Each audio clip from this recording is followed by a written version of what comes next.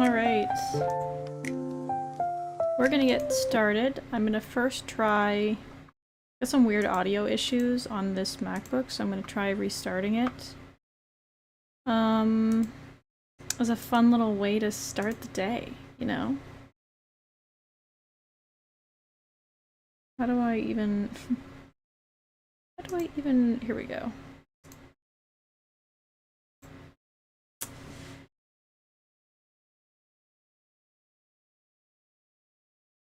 Good evening, good evening. Welcome, welcome.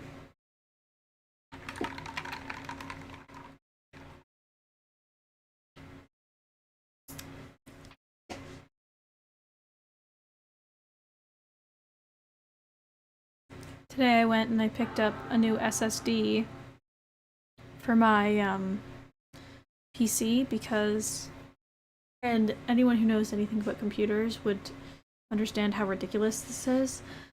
I've had this gaming computer for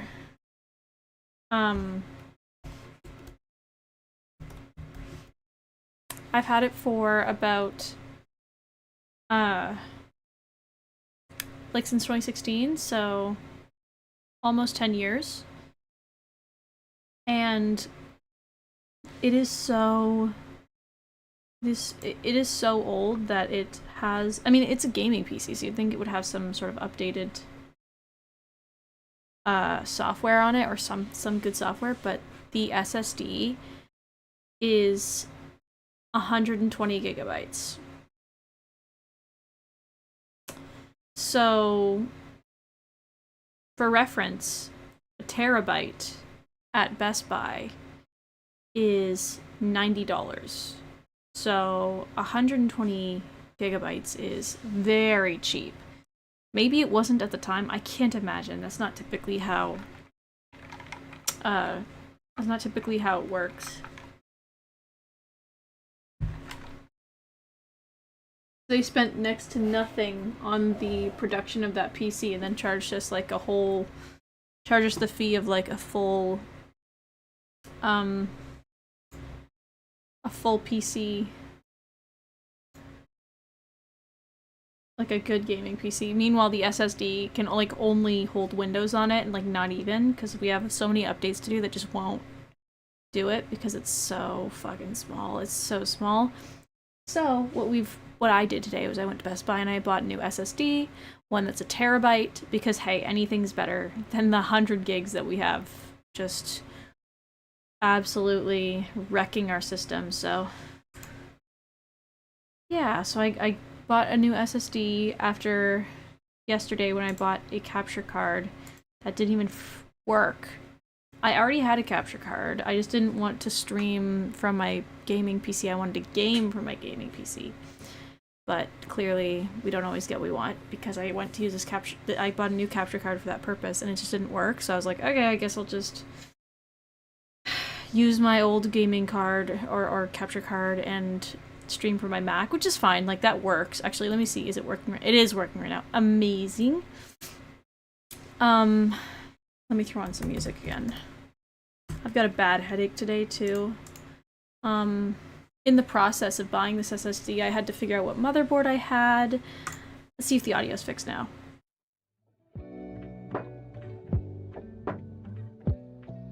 I don't want to speak too soon, but it sounds better. It was just crackling earlier, and it was really unlistenable. But yeah, as part of getting, the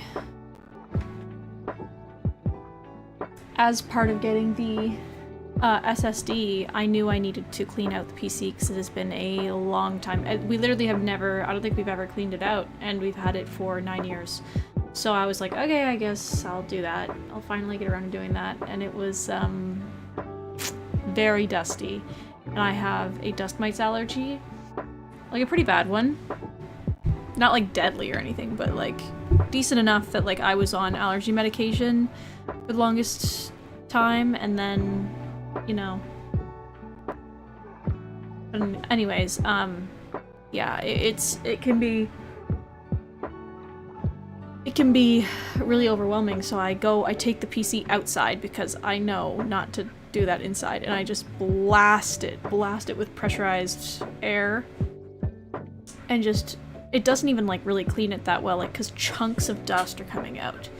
And I'm just like, I'm not even holding, I don't even have anything over my mouth, I'm just going like that.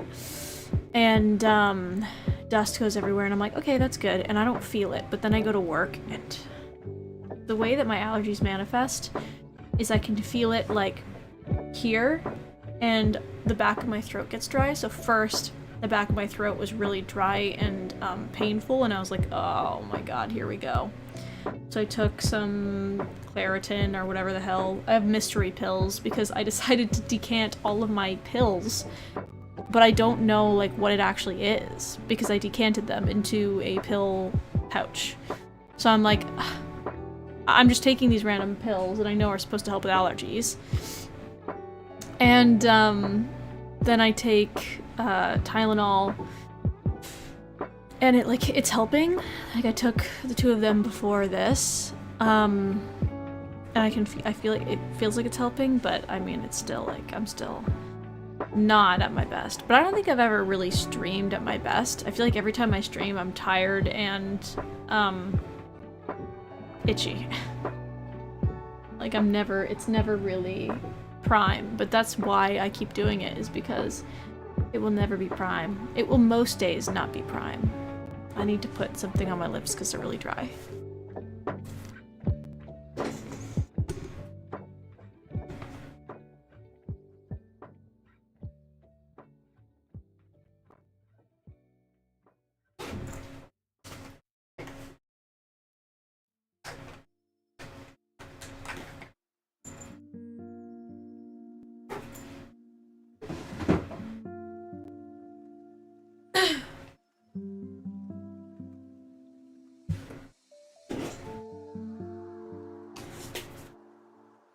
It also doesn't help that,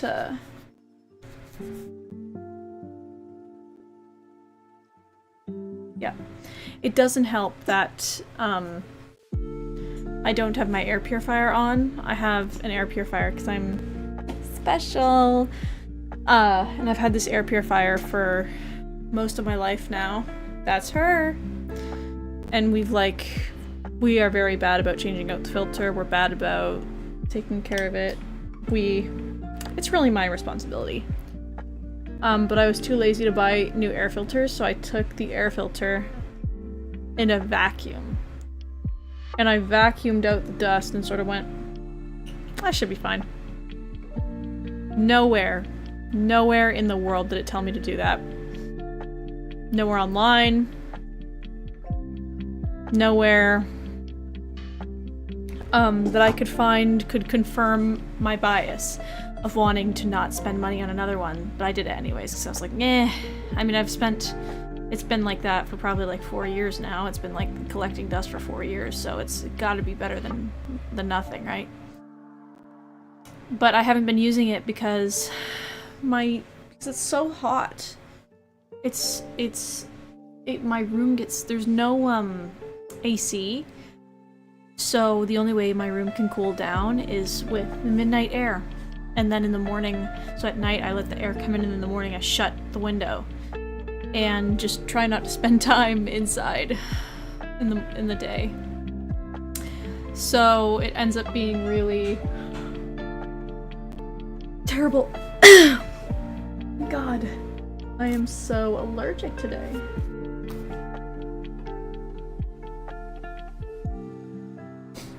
But yeah.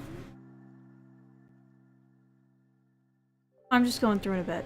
Oh geez. Whoa, what happened? Do I sound different now? I feel like I sound different now. That's so weird. Oh, I must have bumped the volume on my... That must have been what happened. Yeah, there we go. I bumped the volume on my headphones. This music is a bit loud. Here, we'll do like that. Yeah, that's good. But yeah. Anyways.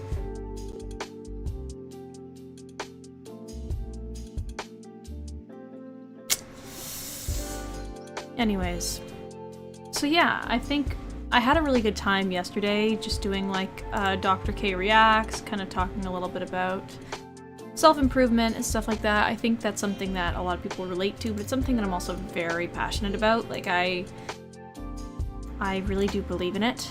And I believe in holistic solutions to problems over medicinal, mostly because a lot of the time holistic just means like that there hasn't been a whole lot of research done on something, or that it's like Eastern medicine is like considered holistic, but it's like a lot of this stuff like is pretty universal, like meditation, like therapy is even a little like, if you like really think about it, kind of Eastern. At least a lot of the best practices I find. There's some real like healing benefits to like peppermint, to herbs. So a lot of the time I think that, especially with the rise of capitalism, that like we kind of rely on pharmaceuticals, because not just because they get the job done in the most efficient and destructive way possible, but also because that's a company. A company is selling you drugs. So that's going to play into whether or not doctors are going to prescribe drugs versus Eastern medication. I think that definitely plays into it, especially, I won't even say especially, but including Canada too. Like, Canada's pharmaceuticals are that's like the only part of healthcare that isn't, well, not the only, but it's a huge part of healthcare that is not free in Canada, is pharmaceuticals.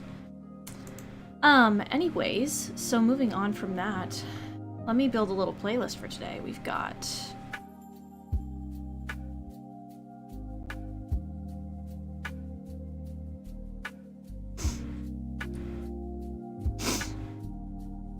Okay, I'm just scrolling here.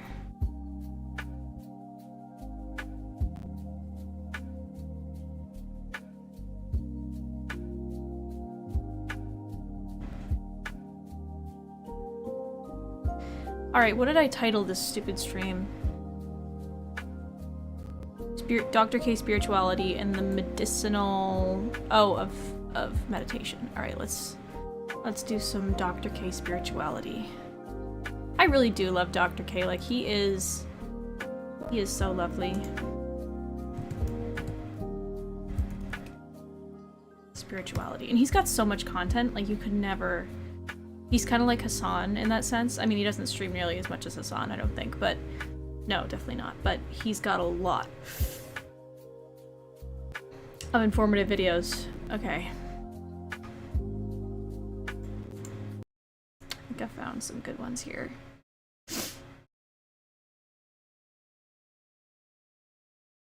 Oh my god, that's so funny. Typing in Dr. K Spirituality and I found myself. Ew. Ew.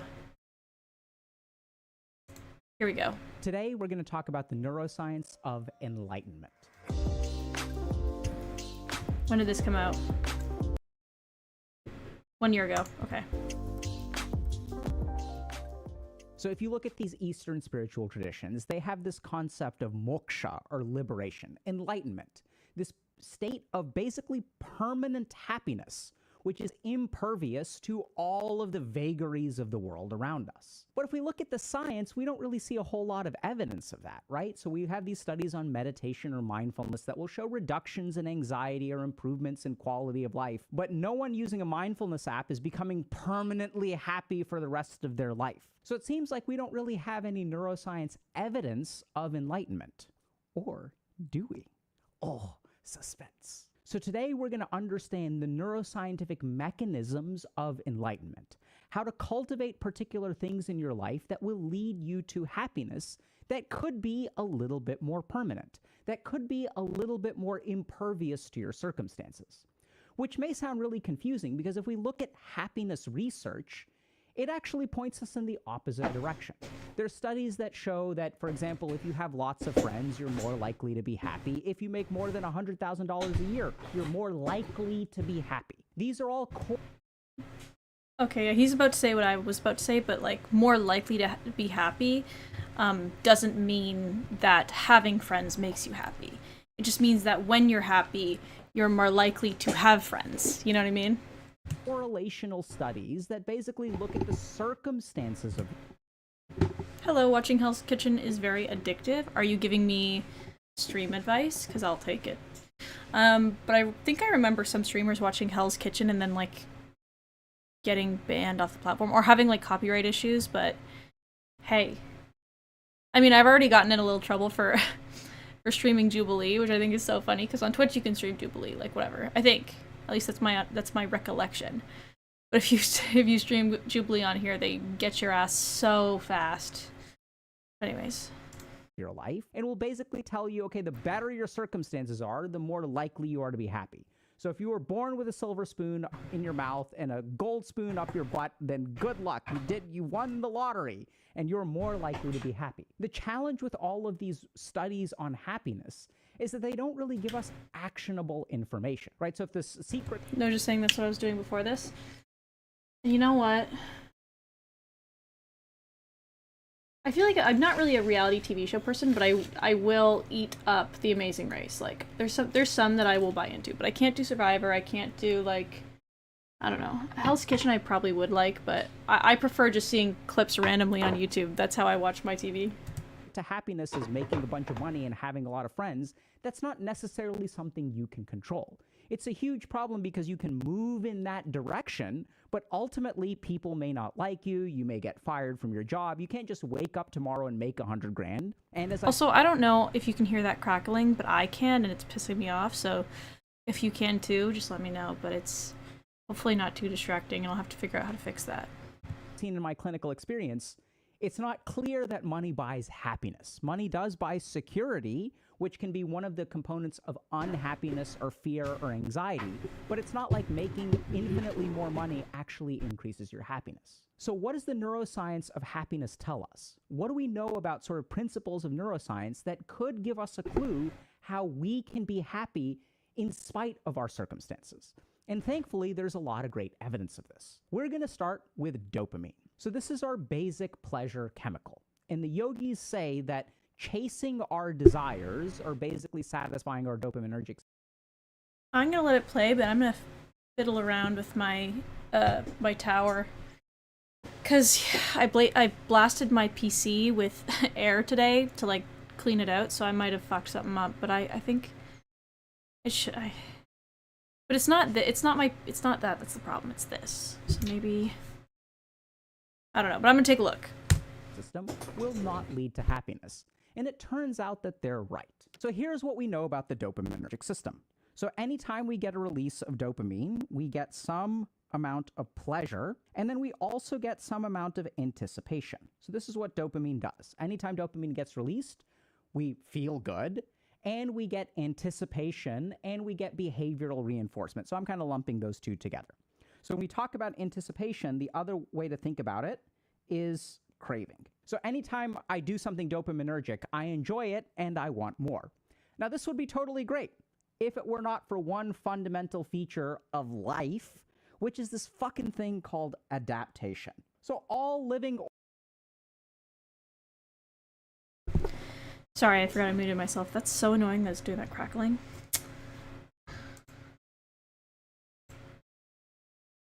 Organisms adapt, right? They don't just live the same way over and over again. And this is why dopamine... What the hell? It's so weird. Like, it keeps muting me. And then, crackling. And then muting me. That's so weird. Bluetooth is off. I don't know what's happening. I feel hacked. Why would anyone want to hack me? Great. If it were not for one fundamental feature of life, which is... See, like, what the hell is this now? Oh, that's because I'm typing M on the keyboard. That's fully my fault. Now this would be totally great if it were not for one fundamental feature of life, which is this fucking thing called adaptation. So all living organisms adapt, right? They don't just live the same way over and over again. And this is why dopamine will forever be a trap. So let's understand this. Let's say I play a video game. So I get 5 units of pleasure. And then what happens is my brain is like, that was great. Let's get some more. And so then I have 5 units of anticipation or craving. I want to play again, right? I want to achieve what I achieved the first time. The problem is that when I get these 5 units of anticipation, I also get 1 unit of adaptation. So what that basically means is we develop a tolerance. So this is a feature of human evolution, life evolution, really. So for example, like, you know, you can drink 1 cup of coffee, the first cup of coffee in your whole life, and you'll be like wired forever. But as you develop a tolerance, what literally happens with dopamine is that we remove dopamine receptors from our cells. So the maximum dopamine signal that we can receive actually goes down. So let's look at what happens practically, right? So I do this action once and I get 5 units of pleasure. I get 5 units of anticipation and I get 1 unit of tolerance. So now the second time I engage in the activity, I only get 4 units of pleasure because I have this 1 unit of adaptation, so my maximal pleasure goes down. The problem, though, is that the craving is based on this. The craving actually doesn't go down. The craving remains the same. So now as I engage in the second round of the behavior, I get 1 more unit of tolerance and only 4 units of pleasure. So this wasn't quite as fun. So now what I end up with is a 1 unit of deficit, right? Because I have 5 units of craving. I want this much fun, but this game wasn't that much fun. So what do I do again? Let me play again. So then I play another round. And now I have 2 stacking units of tolerance, okay? So I end up with 3 units of pleasure, 5 units of craving, a delta of 2, and another unit of tolerance. And if you look at any pleasurable activity in life, this is basically what you will find, right? So the first time you play through a game, oh my God, it's so much fun, it's so epic. And I saw a thread recently where people were like, if you could wipe one game out of your mind and have amnesia, which game would you pick so that you could experience it for the first time? So embedded in that idea is that the first time we do things is the most pleasurable, right? Except for losing a virginity, because we don't know how to have sex yet. Anyways, that's a conversation for a different day. And so this is the core problem with dopamine, which is that if we are relying on it for pleasure, there are diminishing returns. And so the yogis sort of figured this out, and they said, well, hold on a second. If we're chasing pleasure in life, it will never lead to sustained happiness. And we see this very practically, right? So we'll have people who will chase one dopaminergic activity after another dopaminergic activity after another dopaminergic activity. And some people will even develop almost like their life is an art of hedonism, right? So they'll try to figure out, I've worked with patients, for example, who have polysubstance. So what does that mean? That means they're not just addicted to one substance, they're addicted to a lot of substances. And how does that work? It's because this principle of tolerance. So the first time around, I'm going to do THC. I don't know, that audio cracking is gonna piss me off aggressively, but we're just gonna steamroll through because I don't know what the hell it is, and I'll have to figure that out, which is fine. I have tomorrow off, so it's all good. I wanted to say that it's, I find that oftentimes when it comes to dopaminergic, he's talking about how, like, dopamine doesn't lead to long-term happiness, and I find that, like, the types of people, guilty, who spend a lot of time, like, on their phones, scrolling, getting that, like, instant dopamine hit, and then, you know, the whole day has gone by. Like, I feel like it's a very easy pattern to fall into, but also a very unsatisfying pattern where, like, you look back on your last couple days and you're like, wow, I really didn't do anything. Like, I could have done things, especially if you're a creative. Like, these are things that you look back on and you're like, wow, like, I could have done a lot with that time, but I decided not to. But, I had a general point. Hold on. Just addicted to one substance. They're addicted to polysubstance use of activity. And some people will even develop almost like their life is an art of hedonism, right? So they'll try to figure out, I've worked with patients, for example, who have polysubstance use. So what does that mean? That means they're not just addicted to one substance, they're addicted to a lot of substances. And how does that work? It's because this principle of tolerance. If we're chasing pleasure in life, it will never lead to sustained happiness. And we see... Right, so, okay, this is an anecdote that I think makes me understand, like, the dopaminergic lack of happiness. Have you ever, like, had a purely dopaminergic, like, crush on someone or obsession with something where you know that ultimately it is just, when it comes to crackling, it might be a headphone/headset problem, because I think the same thing happened to me, but you probably know more than me. It might be a headphone/headset problem. Yeah, honestly, I think it might literally be my headphones, but I don't know. I could switch out my headphones, see if that helps it. But you don't hear it when I'm talking. Like, you don't hear me making the... I might have to... I'll fix it. It'll get fixed. But, I don't think you can hear the crackling through my voice, so that's really what confuses me, but... Anyways, if you've ever had, like, an obsessive crush on something, or, like, an obsession with something, and then you've gotten your dream come true. Say you've had a crush on someone for a really long time, and then they finally, like, talk to you, or they finally, like, acknowledge you, or maybe they start developing feelings for you. There is, like, a dopaminergic surge that you feel, but ultimately, when you really, like, feel it, it doesn't exactly feel good. Do you know what I mean? Like, I mean, it's different when it's love, but, like, I guess crush is a difficult comparison, because for me, a lot of the time it is very dopaminergic, but say that you really like a streamer and you wanted to be noticed by your streamer, and then they noticed you. Like, that would feel amazing, but it would also be like, the feeling isn't necessarily just amazing, it's a mixture of other things, and that, I think, is the dopaminergic surge. So I think that when we get those things that we're extremely addicted to, that we are in search of, that like mixture is what tells us that this is maybe not the end goal that we were searching for. You know what I mean? I think that a lot of the time we confuse that, where it's like we confuse what we want through dopamine with what we want through like ultimately. You know what I mean? For example, when I had my song played, I'm this is gonna be my catchphrases. My song, my song, my song.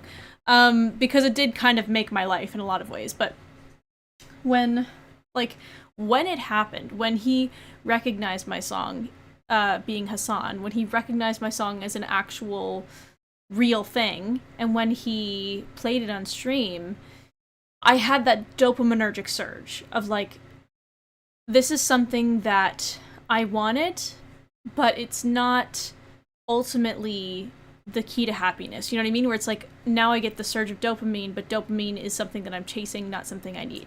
So I got that surge, but it was also, and it always is, a mixed emotion where it's like, okay, like, yes, I love this, but also there's parts of me that does sort of recognize the addictive, reckless side of it. I also feel it with weed sometimes, where like you smoke weed and like, yes, your body is sort of like gives you that dopamine of like, yes, I'm smoking weed, but there's also a mixture of like almost anxiety or something that comes with dopamine.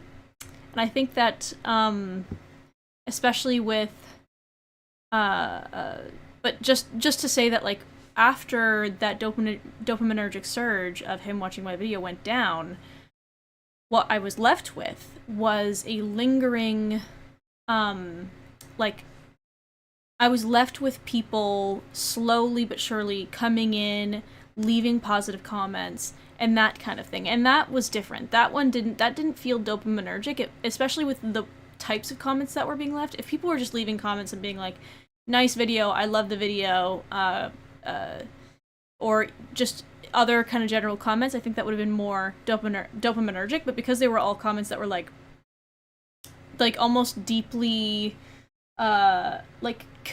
people talking about having a deep connection to it, that's, I feel, less dopaminergic and more like ultimately what he's talking about. I can't tell the difference between types of crushes. I think when my wants are acknowledged, I just freeze in that situation. Right. I think that's ultimately something that is very difficult, is when you have high dopaminergic, when your body is so sensitive to dopamine, like my body's very sensitive to dopamine. As soon as when I have a crush on someone and they reciprocate, the dopamine surge is so intense that it almost scares me away. Like it's such a jump and such a euphoria that it cannot help but come with a surge of anxiety as well, because dopamine is not just a good chemical. I think it also it comes with its scary side. And so I think that is the case for a lot of people, where I think they're especially sensitive. So they'll have crushes, or they'll have dopamine, or they'll feel like dopamine, what's the term I'm looking for? They'll feel like dopamine starved, and so they develop crushes in order to get that dopamine rush, despite the fact that maybe they wouldn't have developed that crush in the first place if they weren't so dopamine starved. Like my friend, she's currently going through that, where she's so dopamine starved. And like people say touch starved, and I think maybe that's the like new way of saying that, or maybe that's the easier way of like consuming that. But I think that I think touch starved may be like the way to describe it, because when you get that hit of like this person is interested back, it is a surge. It is a surge that is felt from every nerve in your body, and that feeling is good and gets addictive. But I think that there is still that part of you that knows that this is almost sickly. Like there's a sickly feeling that comes with it too, because you know that it's not end goal. This is not what you want long term. It's something that is a very short term hit. But yeah, I think that's what he's going on about. Kind of related when it comes to tolerance for me. I think just fighting it might be an inefficient use of energy, so I kind of let go and just do whatever makes me feel nice. Yeah. Although that might be different. When it comes to tolerance, I think just fighting it might be an inefficient way. Yeah. If you mean like, I don't know, man. Yeah, I mean, I'm just having a hard time reading because I have such a bad headache. And my allergies are awful right now. Um, fighting your tolerance. Yeah, I feel like sometimes you need to have. It depends on your motivation. So we reviewed this yesterday. You might have been there for this, but yesterday we went over like internal versus external motivations. External being fear, pressure from the outside world, ego, but things that don't make you want to do them, or if they do make you want to, like it is a dopaminergic want. Like, oh, I want to smoke weed because of the dopamine. That is technically still considered an external motivator versus an internal motivator are things like what do you want long term, who do you want to be, what do you, if you were given a bookshelf and you could choose any book on that bookshelf, what one would you choose? And like there was no pressure, like what do you want? That is considered internal motivation. And I think that if you're externally motivated to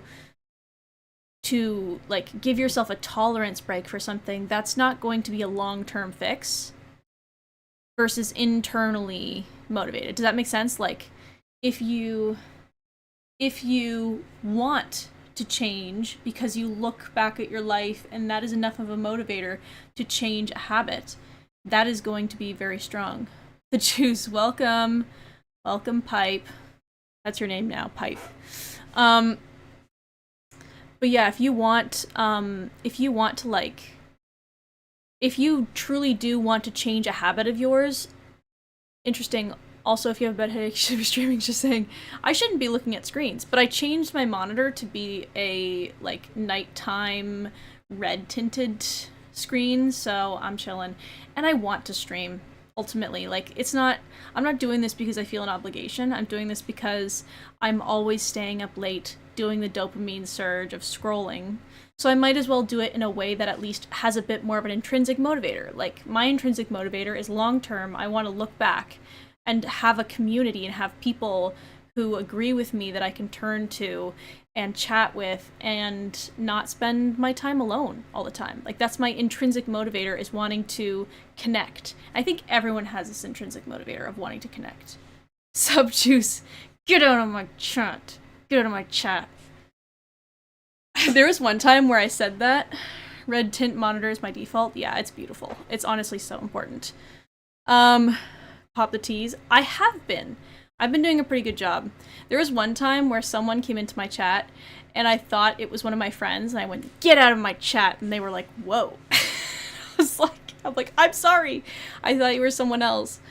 But yeah, I feel like if you're intrinsically motivated to take like a break from something, that's going to really benefit, or that's going to really have a long-term effect, as opposed to just doing it because you feel like you should, doing it because people are telling you should. That's going to have a huge difference. I don't know if that's what you were specifically referring to, but that's sort of what I took from what you were saying. And I think it's not easy to immediately get to a place where you're intrinsically motivated. I feel like being intrinsically motivated is, it takes work to get there, because we're so used to, a lot of us are so used to people telling us what to do and telling us how we need to feel, and so we get used to being externally motivated to the point where when no one's telling us what to do, when no one's monitoring us, no one's telling us to put down our phones or to take a shower or do our laundry, that those things stop happening. And when we start being intrinsically motivated and wanting the luxury of having a clean space or the luxury of having completed something at the end of the day, that's the difference. But anyways, tangent over. I mean, I won't say over, because we are still going to continue watching this video. No, yeah, definitely feel that. I kind of had an issue regarding that not too long ago, yeah. But this is why I love Dr. K, because he's just so, like, he's a psychiatrist, so he knows a lot, objectively. but he's also like he's such a good teacher. So, and a lot of his theory and a lot of his content really resonates with me. So I really do love to watch him. But anyways, yeah, I want to hear what he continues to say. This very practically, right? So we'll have Also, for those who are joining now, there is an audio issue. There is crackling. I am aware of it. I will fix it when I'm not streaming, but it is an issue.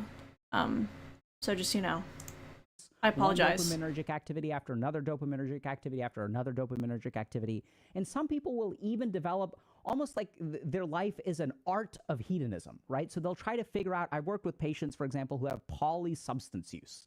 So what does that mean? That means they're not just addicted to one substance, they're addicted to a lot of substances. And how does that work? It's because this principle of tolerance. So the first time around, I'm going to do THC. But since I get diminishing returns on that, now I'm going to use Adderall to get 5 units because it's a new source of stimulus. And then I'm going to play a video game, which is 5 units. And then I'm going to basically rotate between dopaminergic activities. So you'll have some people who will try to develop this sort of perfect hedonistic lifestyle where I'm eating really good and I'm playing video games and I'm having sex and I'm doing drugs, and it sounds awesome. But over time, these people are not happy. I think a great example of this, if y'all are familiar with Mike Posner, and he made this famous song called "I Took a Pill in Ibiza," and then many years later, he had this awesome Instagram story or whatever. He was talking about his journey and how he used to chase pleasure and where he is now. It's super inspirational and stuff. But the key thing that I found, Mike Posner, did he not do? Hold on, tangent time. Did he not do Cooler Than Me? Oh my god, he did! Wait, he's enlightened now? Okay. Good for you. I was almost certain he was a one-hit wonder, but I didn't know he did Took a Pill in Ibiza. Okay, cool. Is that people will try to rotate between different pleasures, and you'll notice that you do this too. Because after playing the same game for a little while, you want to switch to a different game. You want to watch something. Maybe watch some anime. Maybe do something else fun. Maybe go out drinking. We rotate between dopaminergic things, but it never leads to sustained happiness. I think defining happy is my big question here. Absolutely. Absolutely. I totally agree. I think for me, and this is a huge philosophical question, I think happiness is. I think it's different for everyone. But I think ultimately, I believe that anything that relies on dopamine is not happiness. Relies on a dopaminergic surge. Which is why I think love is very difficult to find, because a lot of the time we feel dopaminergic surges around people, but we don't love them. You know what I mean? We don't develop that. I don't know. I keep relying on intrinsic versus internal versus external motivation to define it. But yeah, no, that is I think it's different for everyone. Absolutely. And I think that for example, I'm not happy dealing with my tech issues. I'm not happy doing that. But some people, that brings them happiness because that's something that they internally want to do. That's something that they're interested in without external motivations, because they were in high school and they were, interested in tech stuff in high school and people bullied them. So if they were not intrinsically motivated and they were externally motivated, then they would stop doing it because people literally told them to stop. They said, "You're a geek, don't do that." But if they continued to do it because it's something they like to do, that is an intrinsic motivator that makes them happy. I think that is the biggest difference.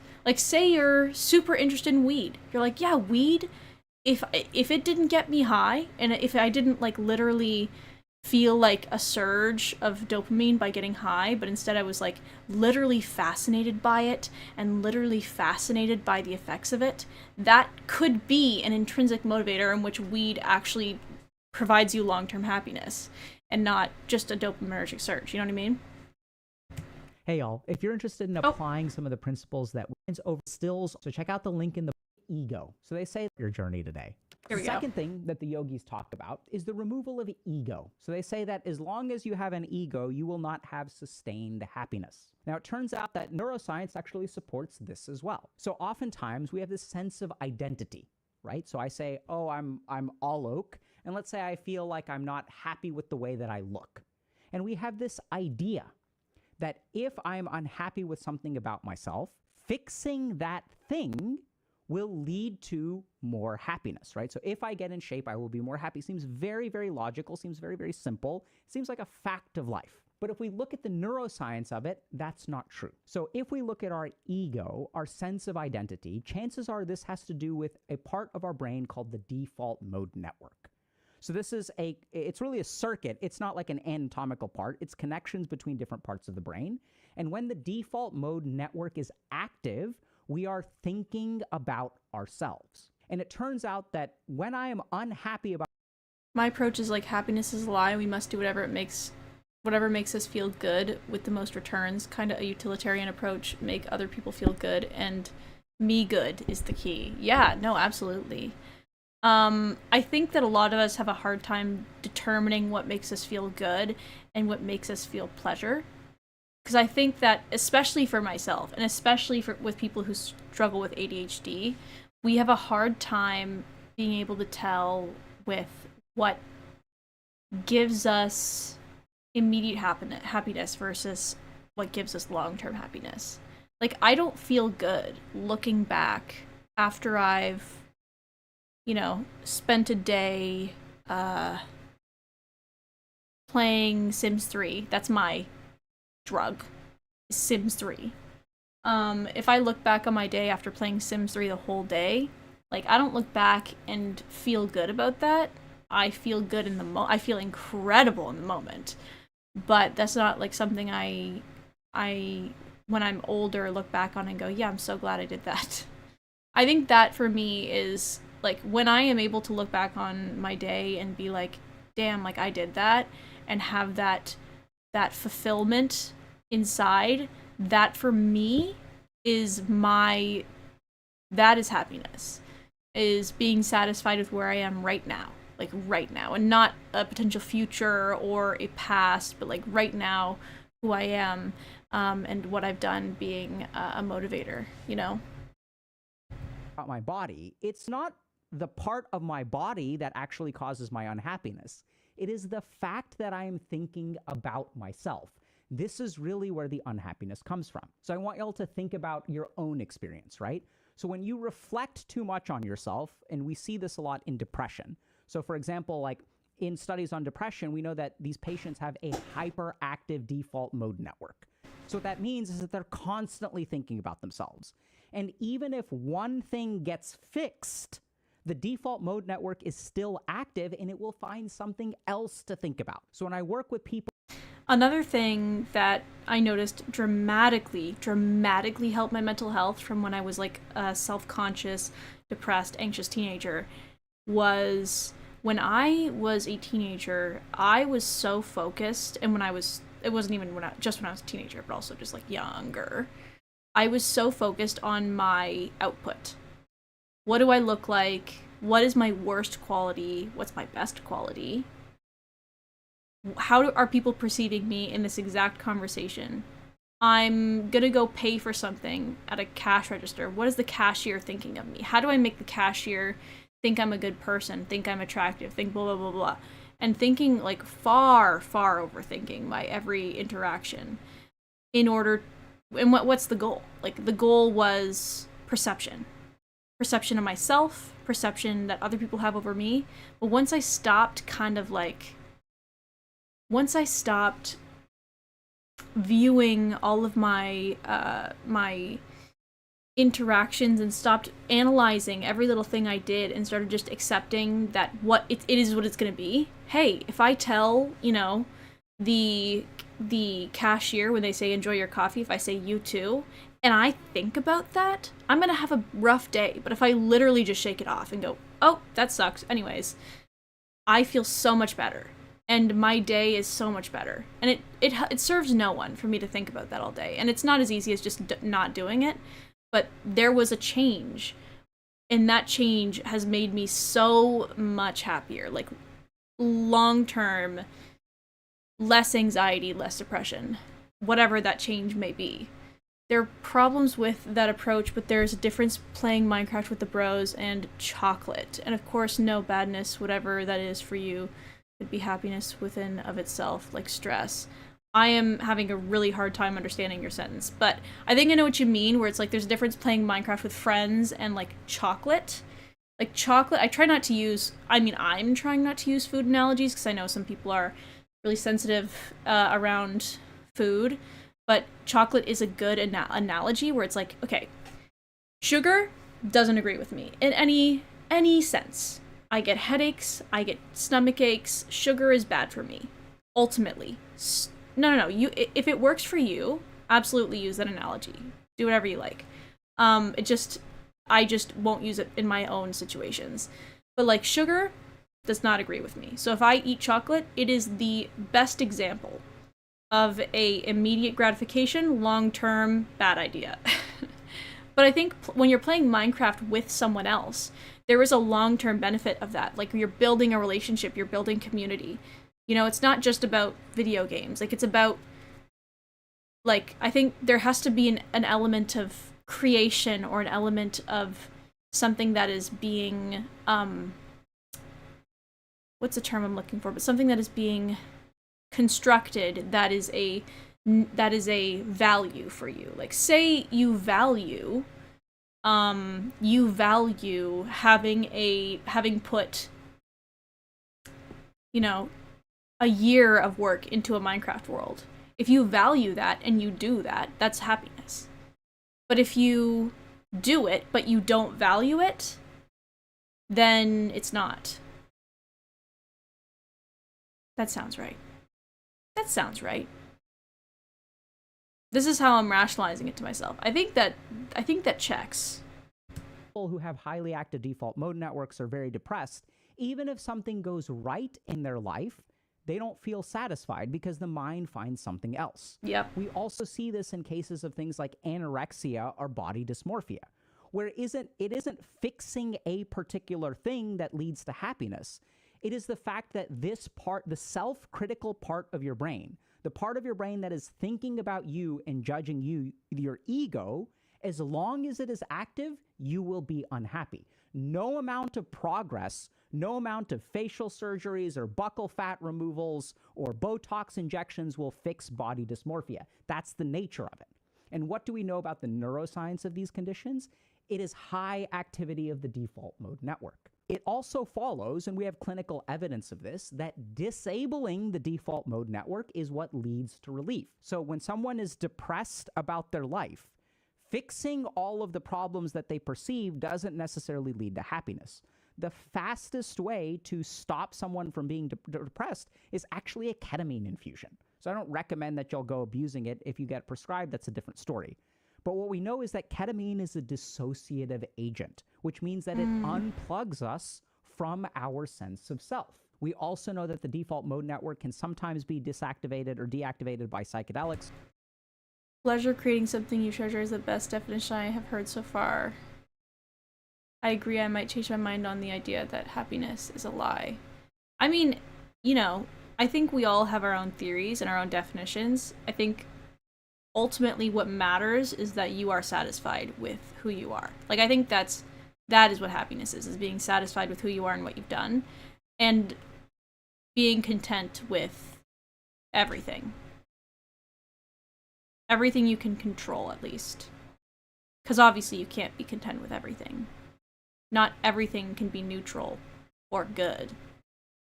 Especially modern day. Oh my goodness. But being at least content with what you are and what you can control, I think that's probably happiness. That's probably happiness.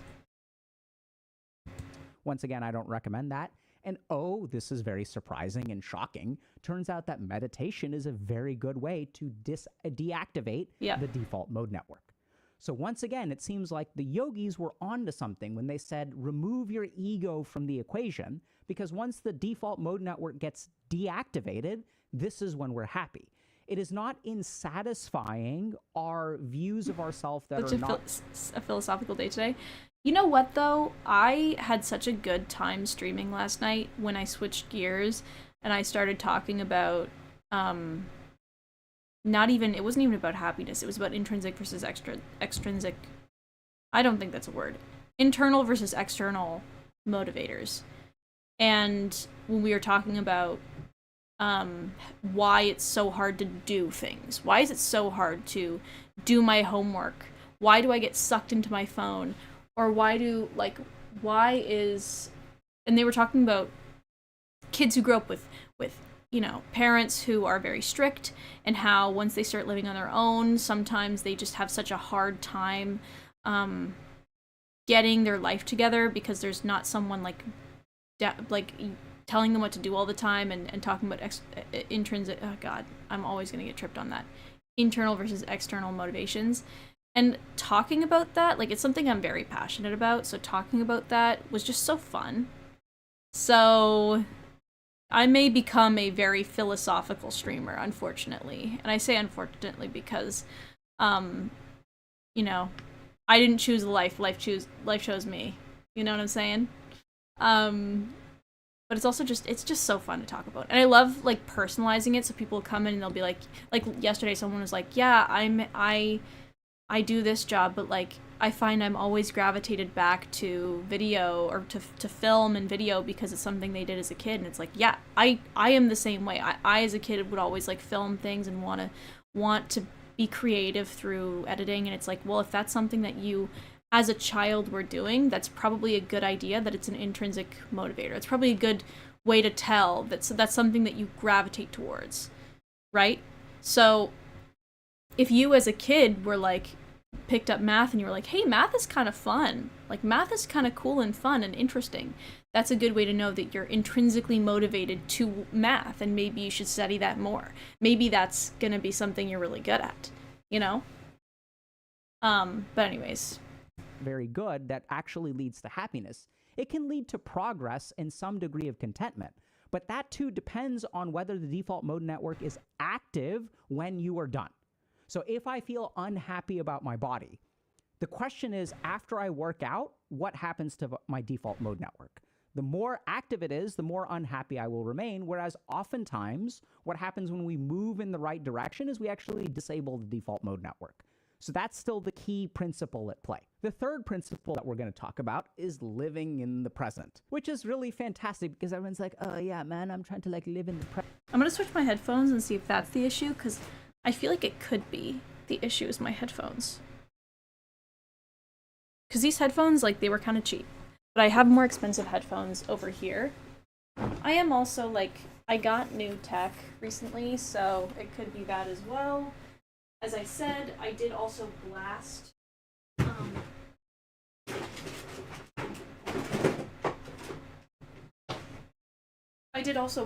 my PC with pressurized air. So that could be doing it as well.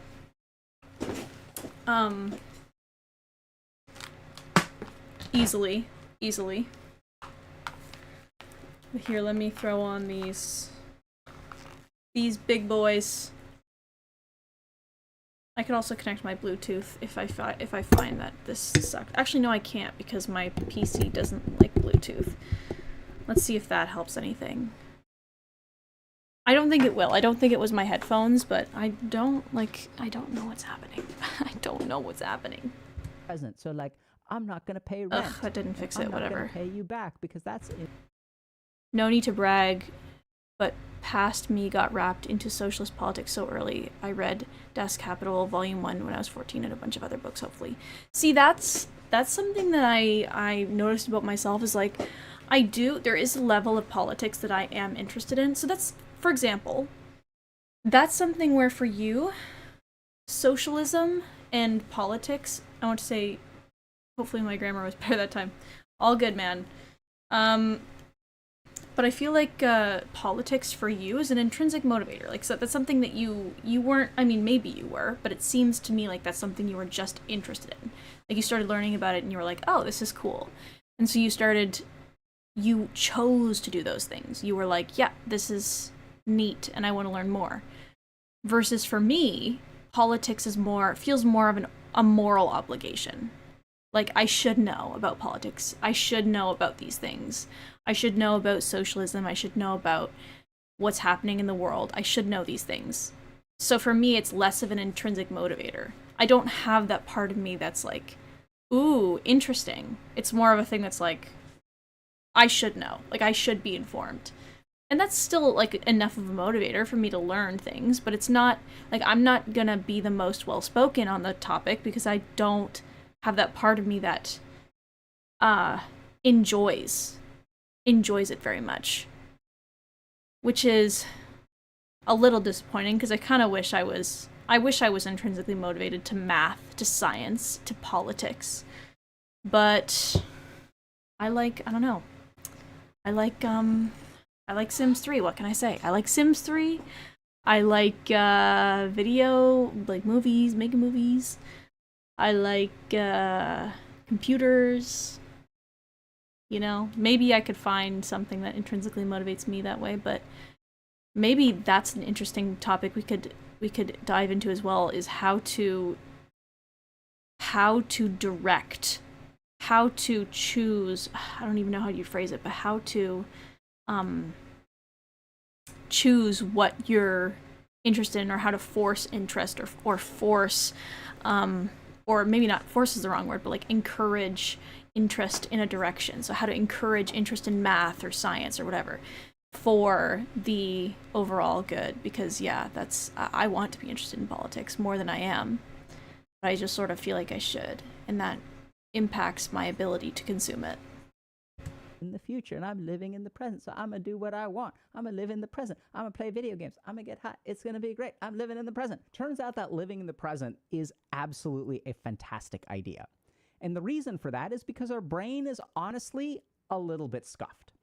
There's one basic problem with living in the future.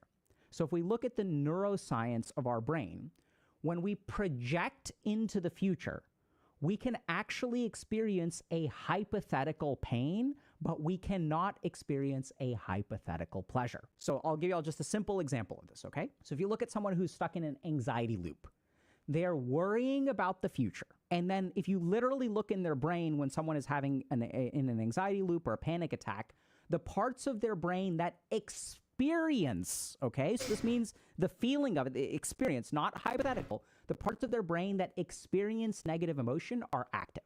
So when you are thinking about a future negative event, you can literally feel pain. You can feel shame, you can feel guilt, you can feel fear.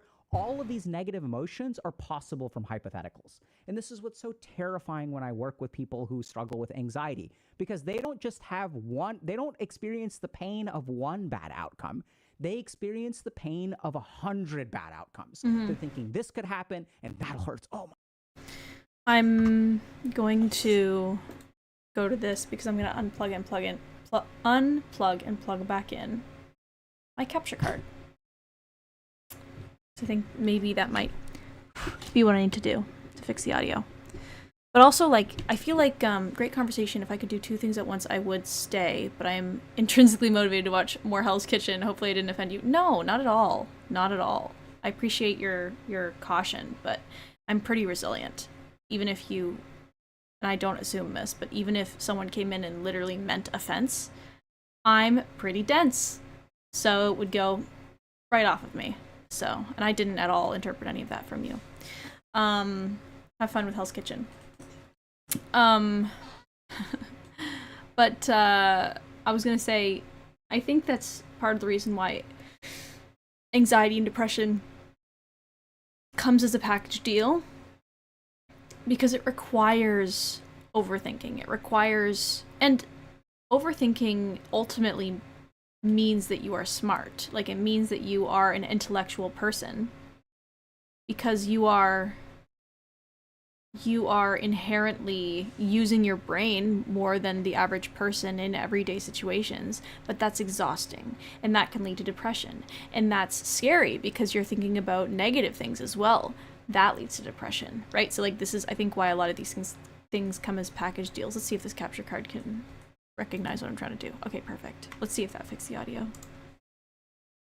Oh, no, there's no audio. And then this will happen, and then oh my God, that hurts. And oh my God, that hurts. And oh my God, that hurts. And it's crazy because they're literally experiencing more pain through these hypotheticals than they would if this action actually happened and only one outcome happened. Even one bad outcome is 1 unit of pain, but they're projecting into the future and they experience a lot of pain. Now, the scuffed thing about our brain is that this doesn't work for pleasure. Our brain does not hypothesize pleasure and get a spurt of dopamine, right? Like you can be anxious about the future and feel like ashamed and your heart rate will go up and all this kind of crap. That can happen here and now, but you can't think about playing video games and get that rush of dopamine. You can't think about having sex and get the pleasure of an orgasm. Our brain is just not designed to do that, and that's what's so scuffed. And we see this a lot in studies on things like neuroeconomics. Is that true? Can we not think about things that give us a dopaminergic rush? Because I feel like I do. Can't think about playing video games and get that rush of dopamine. Like, it's not the same, but like there are certain things that that give me dopamine that I can literally close my eyes and imagine and get a rush from. Like, say I'm like really, really obsessed with someone and I'm like wanting to envision a life in which, or a situation in which they like confess their love to me. I can kind of just close my eyes, get myself to that place, think about it, and like feel the emotions. I can really bring it forward, but maybe I'm magical. Maybe that's what it is.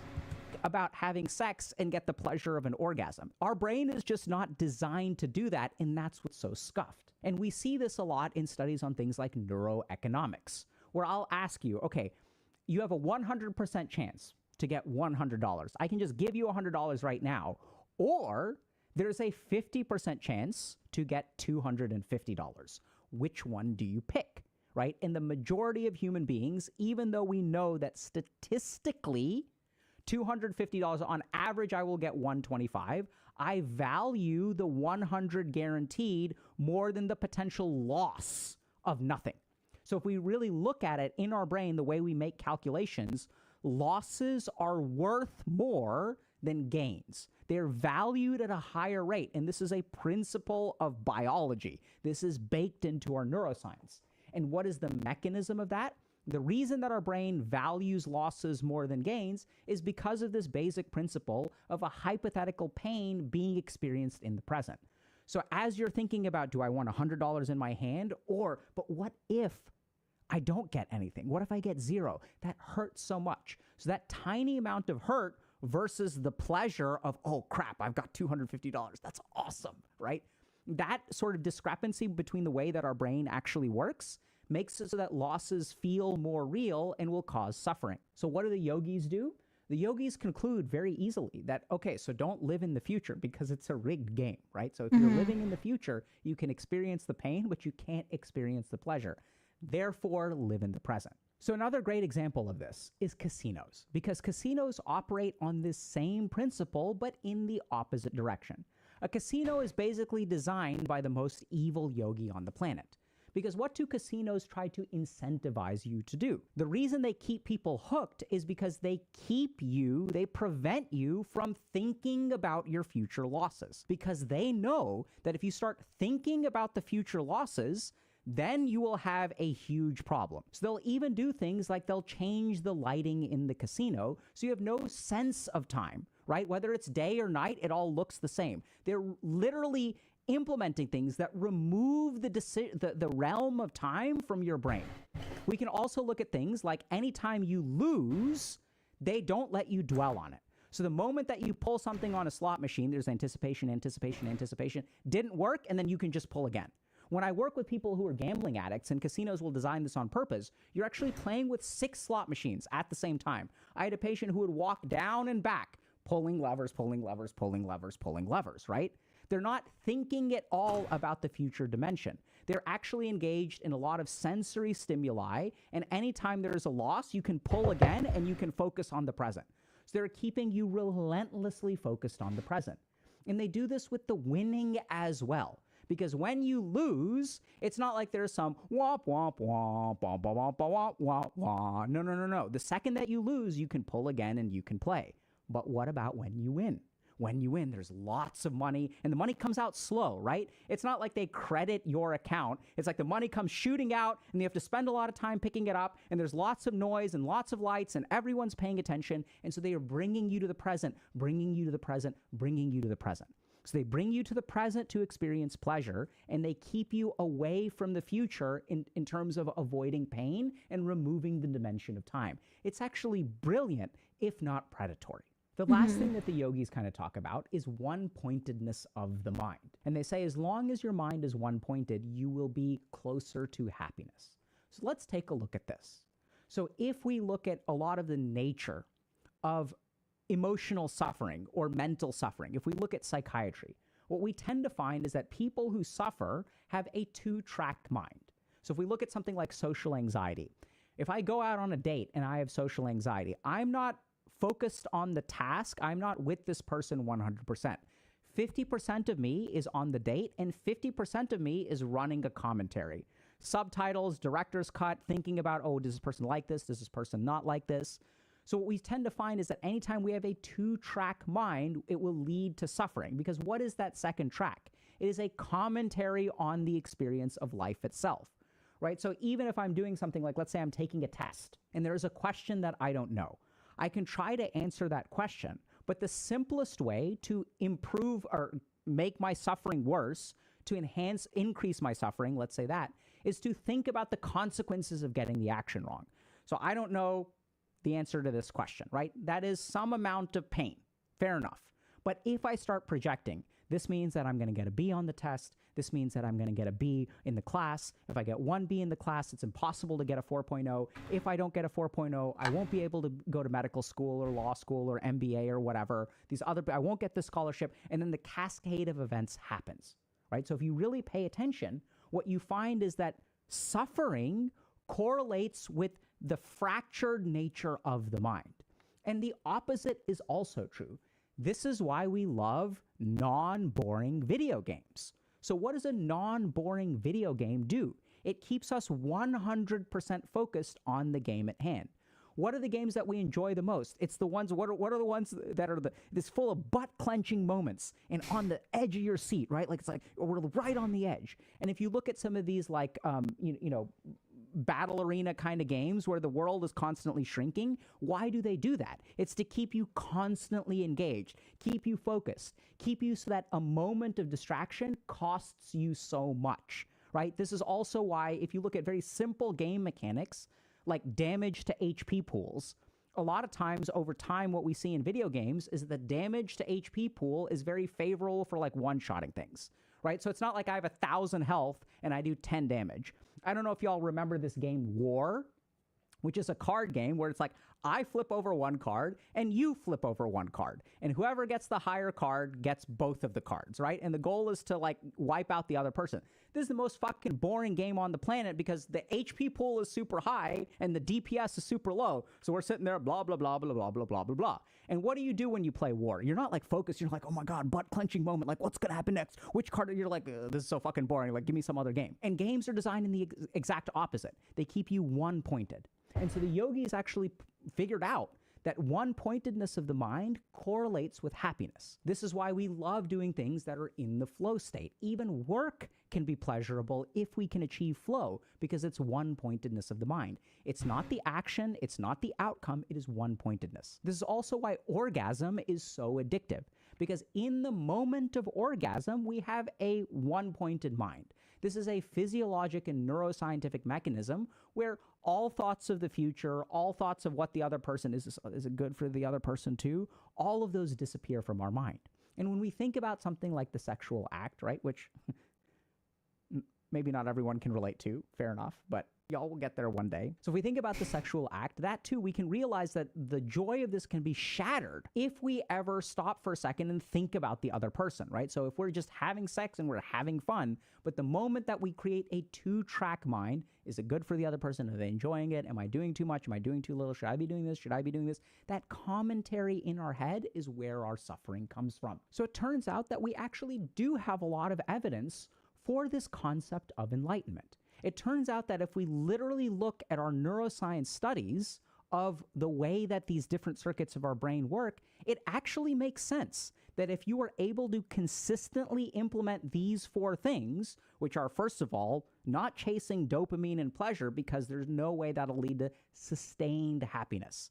Secondly, to disable the ego, which is literally what some of the strongest treatments in psychiatry are designed to do, is just literally unplug your ego. These are things like ketamine and psychedelics. Third thing is to focus on the present, because our brain is kind of scuffed. It's kind of scuffed. It's like rigged, that it can experience a hypothetical pain, but not experience a hypothetical pleasure. And the fourth is to be one-pointed with your mind. Now, the crazy thing is that if we implement these 4 things, what I have seen in my own life and what I have literally helped hundreds of people do is to become happy in their own lives. This is not about the circumstances of your life, and this is what's so powerful about this. See, the problem with $100,000 a year and being 6 feet tall, or if you're a woman having an hourglass shape and a thigh gap, right? I've worked with women who have worked so hard to get thigh gaps because the thigh gap means happiness. So we go in our lives always trying to chase these external things. We try to achieve these particular things. We try to chase these particular pleasures. But that means that the true control, the decider of my happiness, is on the outside world. If I don't get a promotion, that means I'm unhappy. The crazy thing is that the yogis said, if you really stop and think about it, you can control perfect happiness. You can be permanently happy in spite of your circumstances. And the crazy thing is that as we look at this neuroscientific research, we know that it's not about particular outcomes. It is about activation and deactivation of particular parts of your brain. This is a scientific fact, right? So if my amygdala is active when I am panicking about something, this will lead to suffering. This is a scientific fact. When I am not active, when my amygdala is not active and I am not in anxiety, then I am blissful. We know this. This is also subjective experience.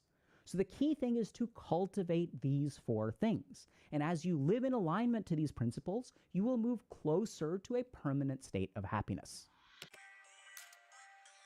Wow. I love Dr. K so much. I think I'm very lucky because I think I experience, like I used to experience a lot of anxiety, and I have my days, but like in general, I'm pretty one-pointed with my mind. Like I'm pretty focused on the task at hand. And to be humble and partially honest, I think a lot of that has to do with the fact that I've definitely put in a lot of effort to sort of dumb myself down. And I say that not to self-deprecate, but to sort of describe the fact that when I was highly anxious, I sounded smart. I sounded, and I was, using my brain a lot more than I do now. Now, I don't multitask with my brain as much as I used to. I really do settle into the moment and into my body and how I feel, and not really notice the people around me too much.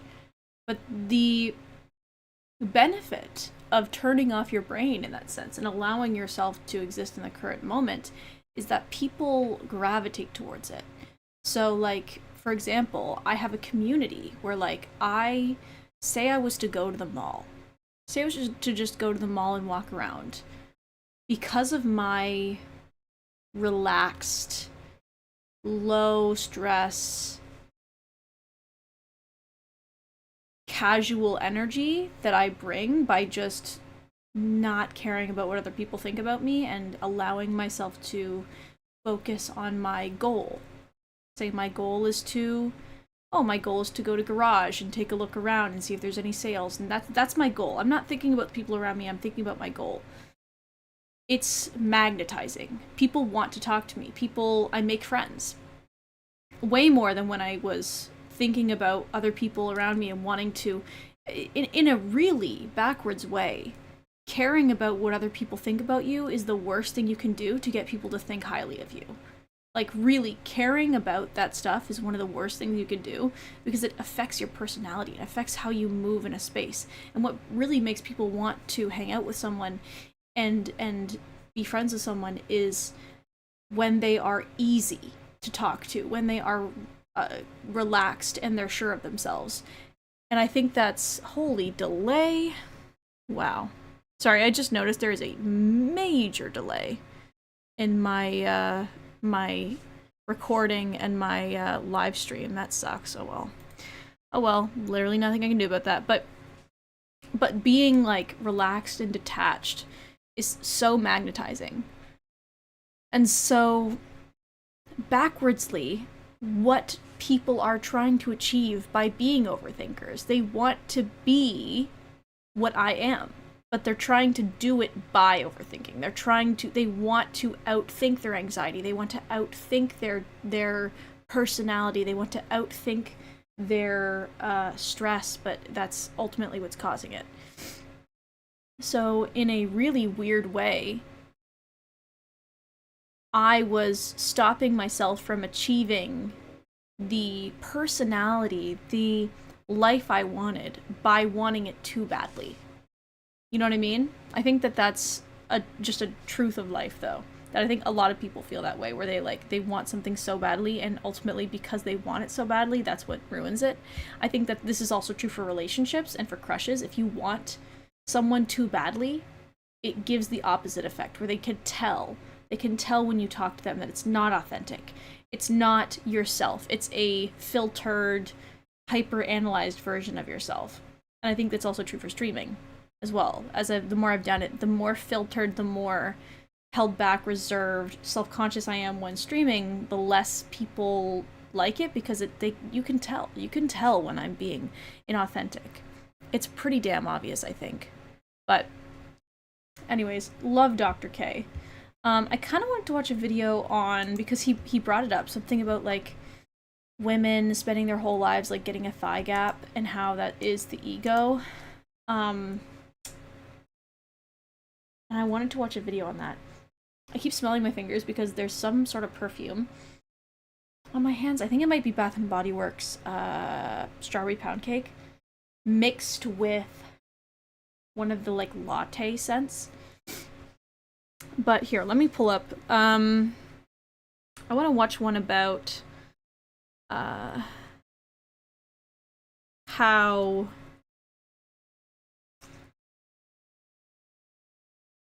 women are sold the idea of beauty.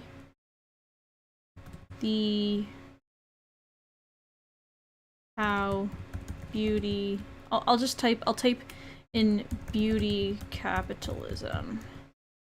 Beauty standards and capitalism. Beauty standards and Marxist analysis. I've already apparently seen some of this video. Apparently. What does it mean to be beautiful? I'm gonna go pee. Particularly for a woman. Does it mean having a perfectly slim, thick body with a snatched, exaggerated hourglass figure and a face that can only be achieved with strategically placed hyaluronic acid filler in the lips, chin, and cheekbones? Maybe a little bit of buccal fat removal and some masseter Botox for that truly snatched appearance? Or does it mean attaining an unattainable for most level of skin with a flat stomach, slender limbs, and skinny eyebrows to match? Or is it more beautiful to have porcelain skin, full brows, red lips, and a perfect hourglass figure with curves in all the right places, achieved by consuming ironized yeast and exaggerated by wearing big circle skirts and girdles? Or perhaps beauty is having tanned skin, downturned eyes and eyebrows, a small mouth with a prominent cupid's bow, short hair, and a straight boyish figure achieved through smoking cigarettes? Or maybe it's very pale skin, plump pink cheeks, and a double chin, and enough body fat to look well fed? As we can see, throughout time, women have been expected to adhere to a lot of seemingly arbitrary and contradictory beauty standards. Beauty standards are the societal ideals and expectations that people, particularly women and femme-presenting people, are expected to meet to be perceived as beautiful. In a lot of cases, studies have shown that meeting these standards can even be necessary to attain success or higher wages. Men are expected to meet certain standards too, but I'm just going to focus on the girlies today. Throughout time in our I just wanted to say, because I just realized when walking into the room, but she and I,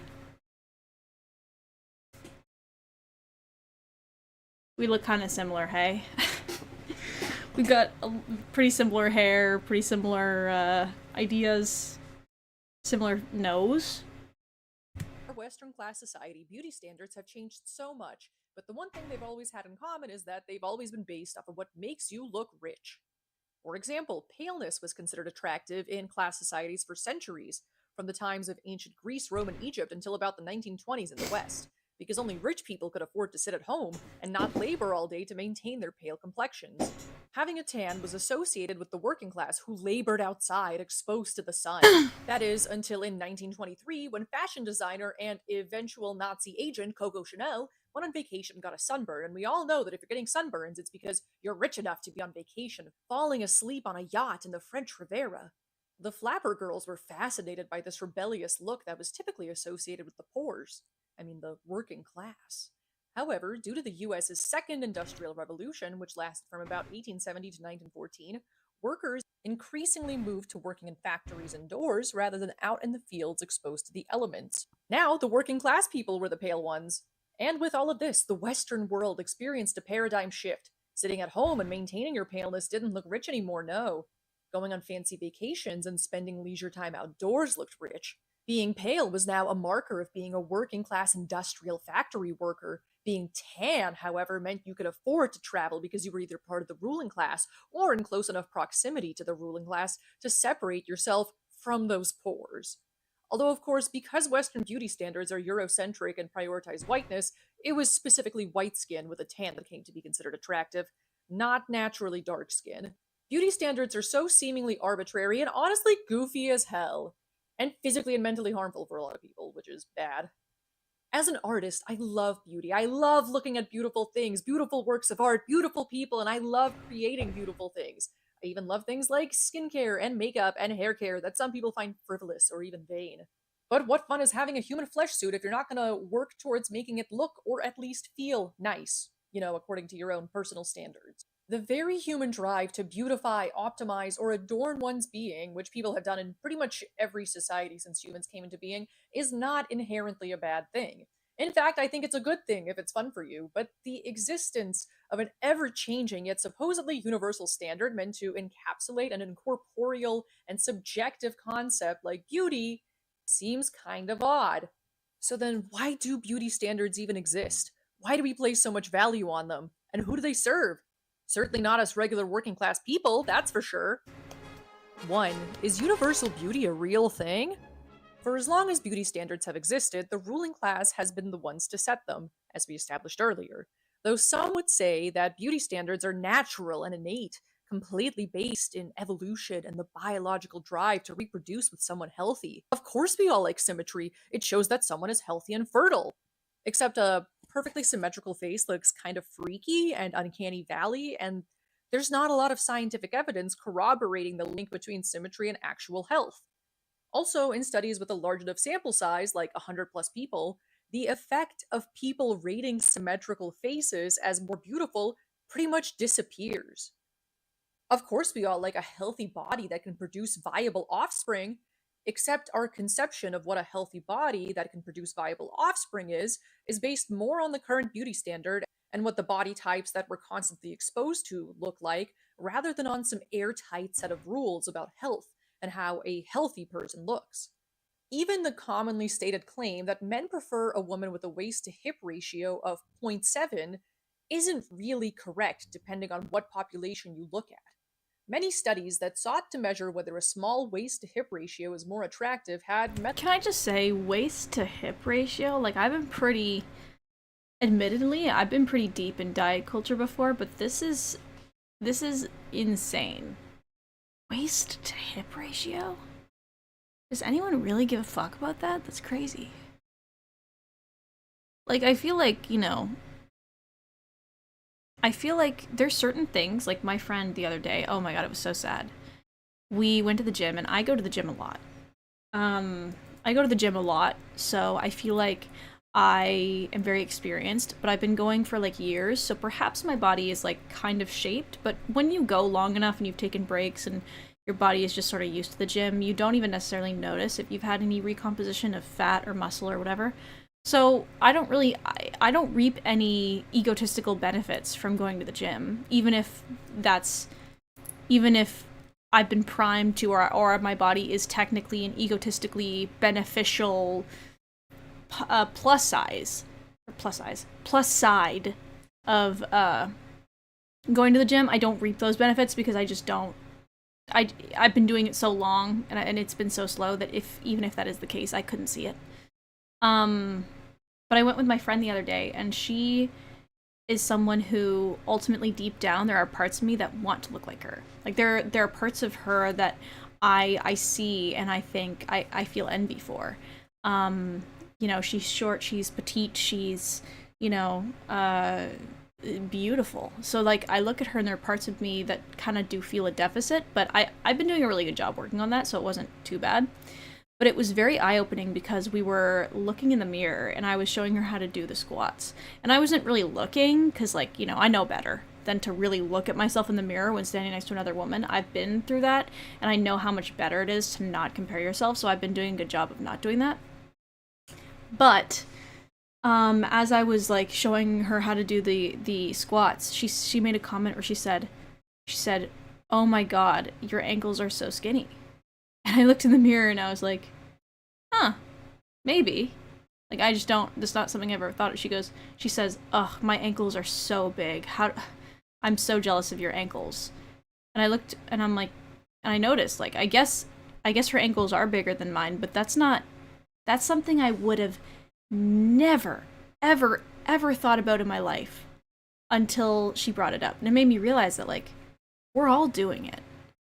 We're all looking at other people and we're all seeing like the differences and we're valuing that, and like whether or not we are better at like shutting off that part of our brain or not, like we're all still doing it, and some people it's more in the front of their brain and some people it's more in the back, but like hearing that from someone who you think like deep down internally, even if you don't like let it take over your brain, but you see them as like higher than you, and then they make a comment like that where it sort of brings you back down to earth, where you go, what even is this ranking? Like, what is happening?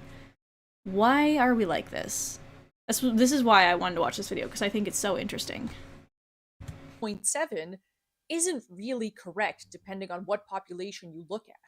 Many studies that sought to measure whether a small waist-to-hip ratio is more attractive had methodological flaws, like using 2D drawings as their stimuli, failing to control for BMI, or using a small sample size. And more methodologically sound studies show that the preference for a particular waist-to-hip ratio varies across cultures.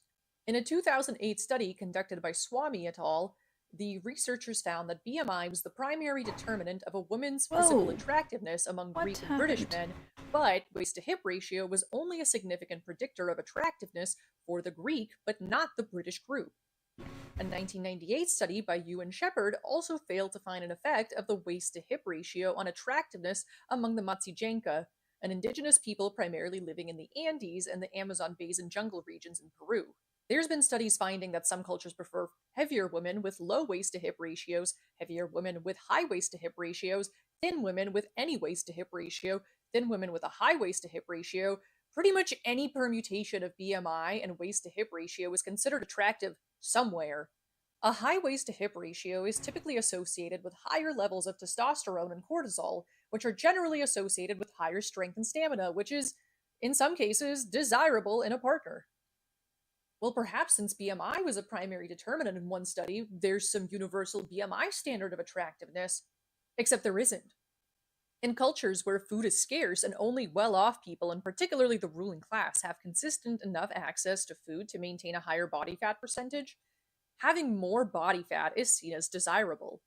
In cultures where getting enough calories is easy, yet access to healthy food and time for exercise and such is limited to a small percentage of people, being on the thin side is desirable, which is why being thin, or at least perfectly slim thick, is seen as desirable in places like the US, for example. Beauty standards are not rooted in anything evolutionary, and there is no such thing as a universal beauty standard. All of that is a myth. And anyone who thinks that their personal standard of beauty is universal is goofy as hell. Beauty is truly in the eye of the beholder. 2. How beauty standards are manufactured. I think there's also an element of ego where, like, I heard it said one time, I was watching this video about beauty standards by this woman who she talked about her credentials on the topic by mentioning how she has been, like, she's been very small, but she's also been very large. Like, she that's what she brings to the table, is having perspective on both ends of the spectrum. I'm just trying to figure out where to put this. There, that looks good. She was saying that she has experience on both ends, so she was bringing a perspective of like what truly matters. And she was saying that when she was bigger, it didn't change the quality. It did change the quality of men, because she was finding that while she was like thinner, a lot more people who would be interested in her and attracted in her were people who value what their partner looks like to the outside world. So they see their partner as an extension of their ego, right? Like if you care about what people think about you when you're walking next to your partner, that is a negative thing, because it means that you're not actually seeing their beauty for what it is. You're instead, and like falling in love with them for who they are, you're instead valuing what other people think. And she was talking about how being plus size was actually very beneficial for her dating life, because it weeded out a lot of those people who look at her and think like, oh, you're hot. Perfect. I was looking for someone hot to have on my arm. Amazing. Like, it weeds out those people, where it's like, they still exist, because, you know, beauty standards do vary. But it definitely lessened the amount of people who were specifically looking for arm candy, you know, and don't actually value you or your thoughts. So I found that very interesting, hearing her talk about that, because obviously, like, when it comes to beauty standards and dating, there is a bit of a correlation, because beauty standards do make someone notice you immediately in the perception, or what's the term I'm looking for? I think beauty standards kind of open the door where if you walk up to someone and you're beautiful, it kind of gets them thinking about what it would be like if you were to date them, because there is that part of us that does kind of value that in a partner. But ultimately, what makes good quality relationships is someone who meets you and likes what they hear and likes what they see and that. So, but yeah. So I think that beauty standards like have an impact on whether or not you find good quality partners, but not in the way, not in like a positive way. The beauty standard, in fact, like helps you kind of weed out. By not fitting into the beauty standard, you're saving yourself a lot of grief, a lot of pain, of meeting people who ultimately are not there for you, but for what egotistical purpose you serve. For profit. In fact, the main things beauty standards in Western class societies like the US or Western Europe are rooted in is the concept of whiteness, and in what the ruling class deems beautiful and profitable in the moment. And even in some non-Western societies too, both because of the legacy of paleness being associated with wealth across many cultures, and because the US likes to export and globalize anything that it creates, including beauty standards in their current form. Plus, the entire purpose of beauty standards is to get the working class to value what rich people value and what the ruling class values, and then focus on attaining the unattainable beauty standard rather than attaining our own liberation. According to Dr. Hannah McCann, a cultural studies lecturer at the University of Melbourne, to suggest that there are universal ideals of beauty that transcend culture, as evolutionary psychologists do, completely fails to comprehend the way that ideals of beauty have been constructed in order to be sold. A lot of beauty standards came about simply because getting people to follow those beauty standards made a capitalist somewhere a whole lot of money. Though things like skincare, hair care, and cosmetics. That's what I think about every time there's a part of me that goes, oh, maybe I would benefit from like those red light masks. To be completely honest, there's not a single part of me that has ever looked at those red light masks and thought that I should use that. There's not a single part of me that's ever thought that. But like, definitely there's parts of me that go like, oh, maybe I should, you know, I'll be transparent. I've gotten fillers done before. I've gotten them done before, and so there is like a part of me that goes like, oh, maybe I should spend them. Maybe I do need bigger lips. Maybe I need to do this or that. And then but then it is very sobering to think about, like, okay, well, ultimately, getting that done is very expensive.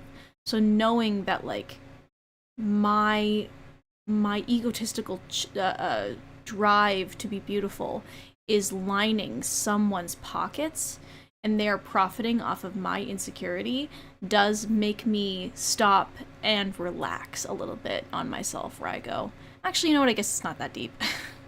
Is it $600 deep? I don't think so. I don't think it's worth $600 going to a cheap place, you know what I mean?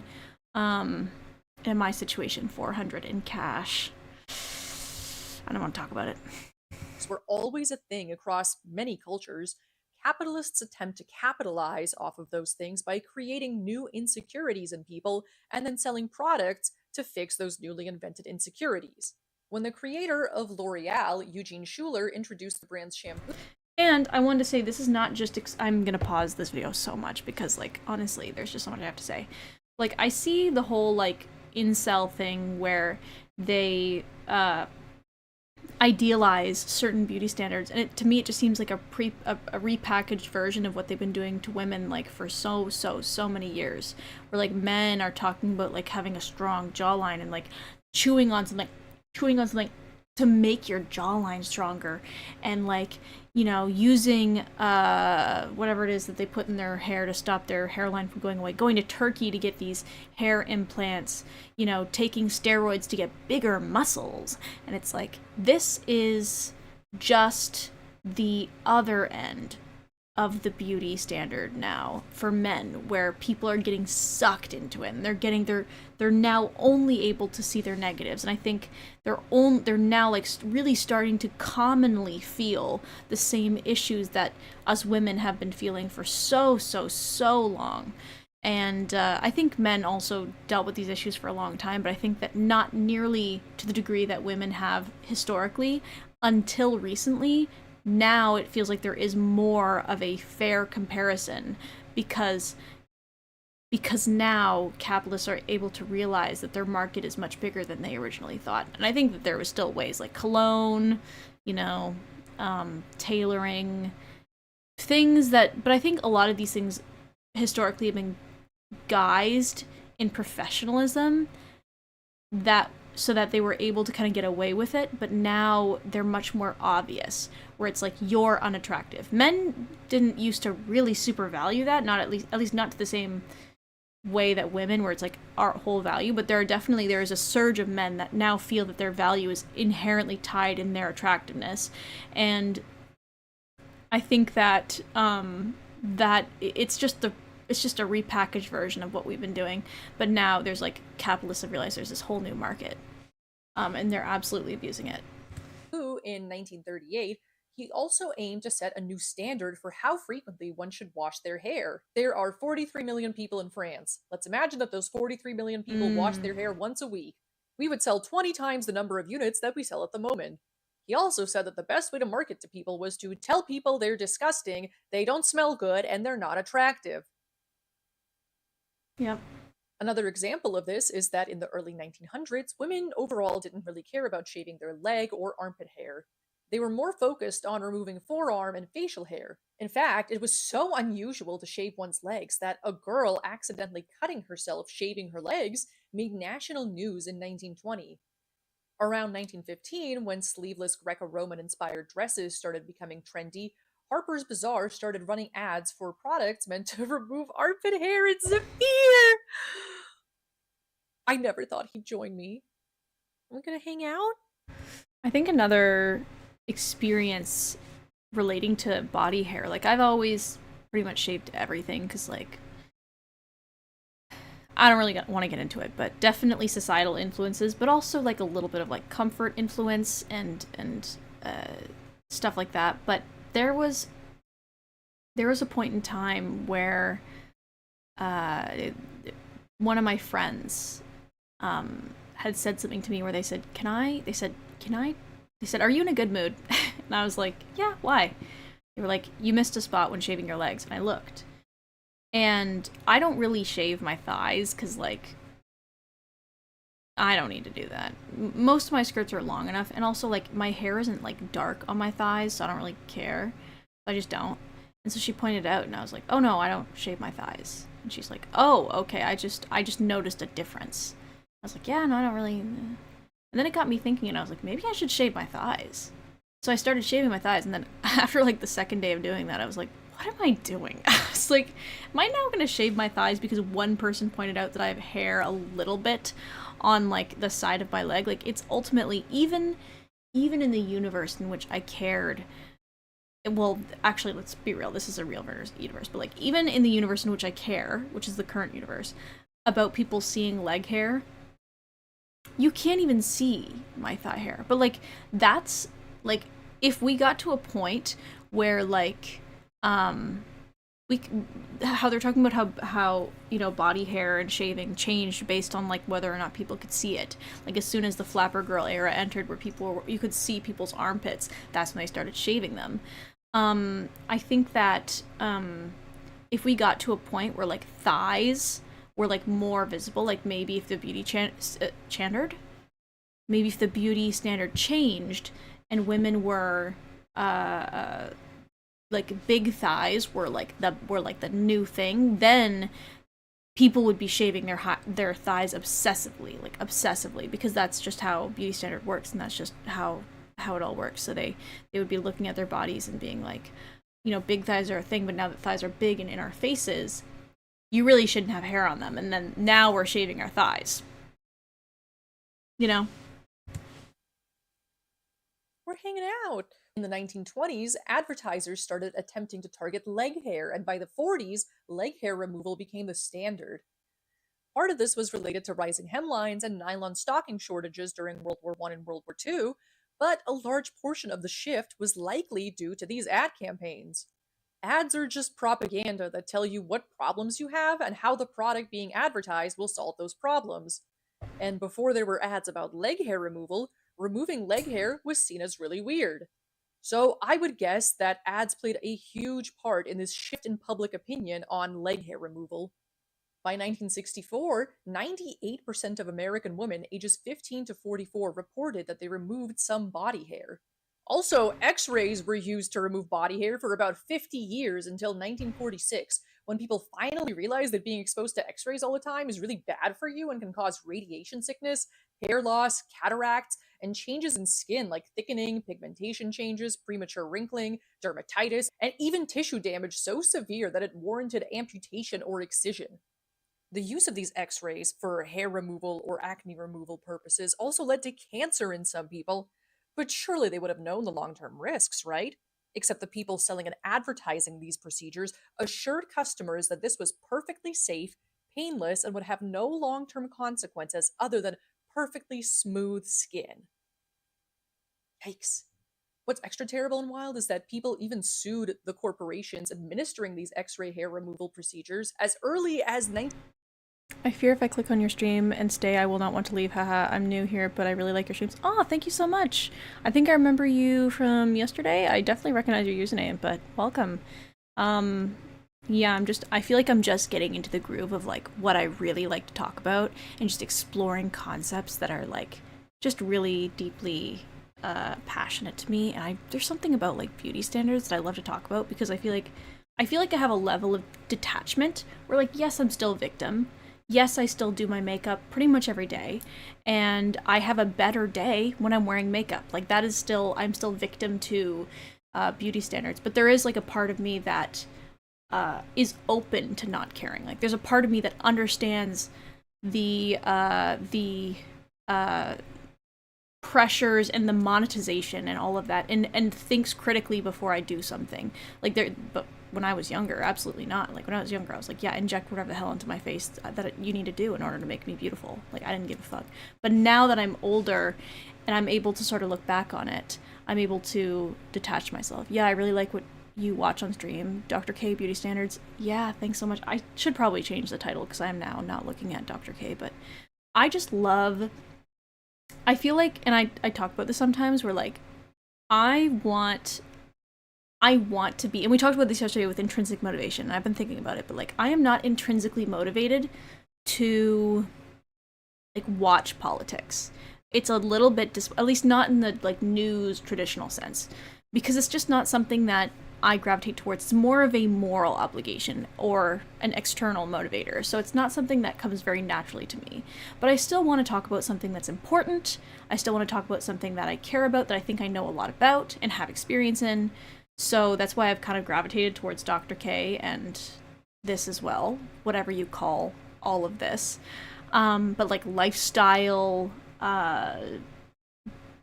self-help stuff, because I think this is just something I've always been so interested in. But yeah, thanks so much for joining me on this ride. 1926, but it took another 20 years for the product to be taken fully off the market. Though some corporations went bankrupt after being sued, when Julius Marcel Martin's corporation was sued, Martin simply changed the corporation's name and moved multiple times. Starting in the 1930s, he also avoided using the term X-ray in his advertising because at that point, people were becoming more aware of the harmful effects of continued exposure to X-rays. Side note, this is why I don't understand libertarians slash anarcho-capitalists. This is what a lack of regulation leads to: false advertising and products that give you radiation sickness.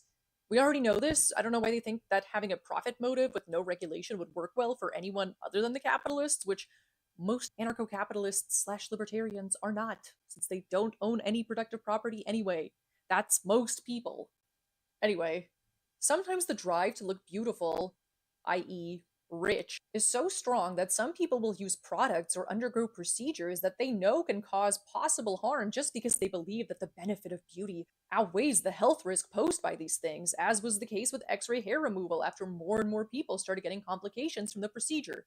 Yet people still continued getting blasted with radiation just to have smooth skin. And in the days of lead cosmetics... See, I think about that when it comes to like tanning booths at gyms. I went to the gym the other day, and my friend told me this. I don't know if this is truth. I don't know if this is true or real. But, you know, gyms still have tanning booths. This is something we know. Like, they have tanning sections, and that's because a lot of the time for, like, weightlifting and bodybuilding, like, having a tan body is a expectation, and also I think it has to do with, like, muscle definition. I don't know, maybe it's just all beauty standard bullshit, but there's tanning. And she was talking to me about how people will get prescribed tanning beds for light therapy. Like when people are, if it's like seasonal depression, how people like they don't have as much lights, they're getting depressed. Those people will get prescribed tanning beds. And I feel like this is not true, only because, well, maybe it is, like, there's a grain of truth where, like, you can get that benefit from tanning beds, but, like, there's red light therapy. There's things that are not harmful versions of that, I believe. So, but, like, the fact that tanning booths still exist is an example of how, like, we kind of just ignore medical advice sometimes if it means attaining beauty. Right? Like, a lot of times people will get, like, perfect example, Brazilian butt lift. The most dangerous form of plastic surgery. The most dangerous, because the way that the fat is injected into the body is done through a part of the body that has so many veins and arteries, I think is what it has in it, but so many, because of the way that the butt is, there's so many veins and arteries that if you are to inject fat and you are just a little off, you could inject that into an artery and then die pretty quickly. Like, you could die very quickly. So there's a high mortality rate for Brazilian butt lifts. So what at all is the point? Can I just ask, what is the point of a Brazilian butt lift? And the point is that everyone, like Kim K's got it. Kim K's got a butt lift, you know? Everyone's got a butt lift. The influencer I watch, she's got a butt lift. She's got a huge booty. So now I gotta, you know? But I can't afford it, so let me fly to another part of the world and get it done really cheap and not put any thought into the regulation. And so like, we definitely ignore medical advice when it comes to beauty standards. We definitely ignore that stuff because it's annoying. It gets in the way. You know, I just want to look the way I want to look, and I don't want people to tell me I shouldn't, because guess what? Like, people survive Brazilian butt lifts more than they die, so it'll be fine, you know? And I think that, like, tanning beds, like, why are those still there? If they're so cancerous, if they're so terrible, why do we still have them? It's like, well, because ultimately they're gonna pay for it. And that's what happens in, like, these capitalist dystopias. If we're gonna pay for it, it's gonna exist, you know? Like, we still have cigarettes, because people are gonna buy them. Yes, they might be covered in pictures of dying children, and dying old people, and dying babies, but like, they're still gonna sell it. They're gonna tell you not to on the packaging, but we're still gonna sell it, because ultimately you're gonna buy, you know? Cosmetics in the late 1800s, some women used a product called Laird's Bloom of Youth for its skin lightening effect, despite knowing that it could cause adverse effects like skin damage, hair loss, and lead poisoning. Given that this product contained lead acetate and lead carbonate, at least 3 women were reported to have been diagnosed with lead palsy as a result of its use. Nowadays, we're acutely aware that these old school beauty products like Laird's Bloom of Youth or arsenic complexion wafers were absolutely terrible for your health, and I'm sure most of us wouldn't go near them unless we're wildly committed to historical cosmetics like Erin Parsons. I am going to try on my skin again lead because I just wanted to see if it would become a fuller coverage, fuller opacity. It's so much pigment and so little oil. We stand a dedicated cosmetics historian, though. Of course, regulations and scientific knowledge weren't as good back then as they are now, but this focus on making corporate profits, even at the expense of the consumer, still persists even now. We also don't seem to realize that a lot of what's considered perfectly safe right now is probably not even as safe as we've been led to believe, because there's just not enough research about some of these things. Like, a lot of women get anti-aging hyaluronic acid filler nowadays in order to get that snatched, Kylie Jenner-esque look with high-defined cheekbones and big lips. The narrative doctors are trained to tell cosmetic injection patients is that filler goes away in 12 to 18 months because I have so much to say about this. your own body dissolves it, since hyaluronic acid, which is what the filler is made out of, is naturally found in the human body.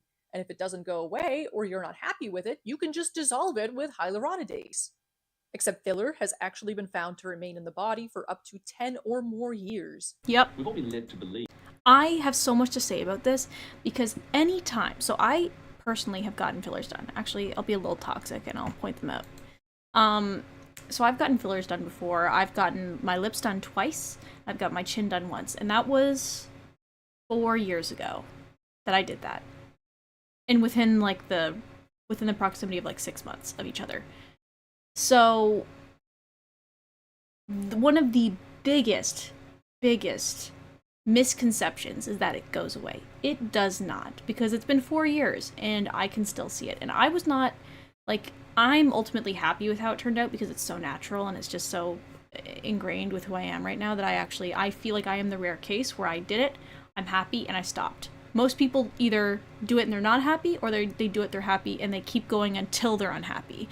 Thankfully, I'm one of the, like, few people that didn't happen to.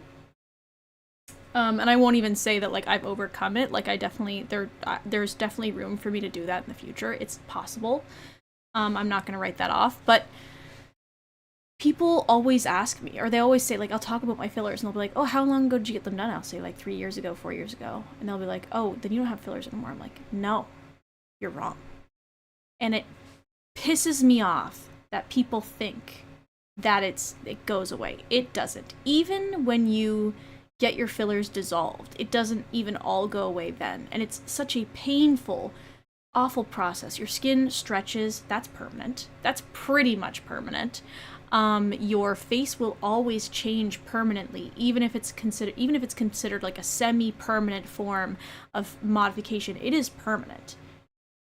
Many aspects of it are permanent. To call it semi-permanent is extremely disingenuous and, like, makes it seem like, because what happens is you get used to your face.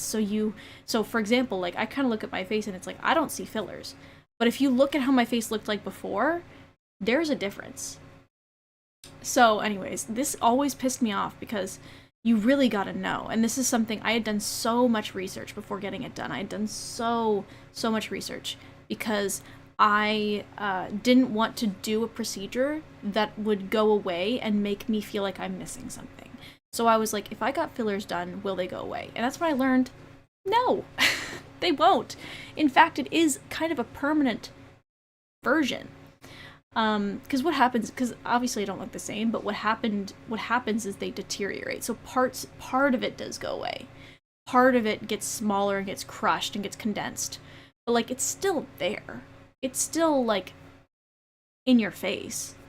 But it's just not the original like volume you got, but it's still there, and it's something I'm so passionate about, because I remember when I was trying to like learn, I got so much mixed information. I would watch, you know, YouTubers or people on YouTube Shorts that are like injection nurses, and they would say shit like, oh, you know, it's totally great because it's semi-permanent, so if you just want it like gone, you can just dissolve it, and it's great and it's fine, and there's no issues that come with that at all. And I'd be like, weird, okay, but this other person said that it doesn't go away. And then I would read articles and it says it goes away, and other articles said it didn't go away, and I'm like, I don't know what to believe here. I ultimately landed on it probably doesn't go away then, because it seems like there's more science on that side, so I guess I'm gonna assume that. But if you're just an impressionable person and you're hearing a nurse tell you that it goes away, you're going to be influenced by that. You're going to take that at face value. And then in no time at all, you're going to become something that you didn't know you were signing up for.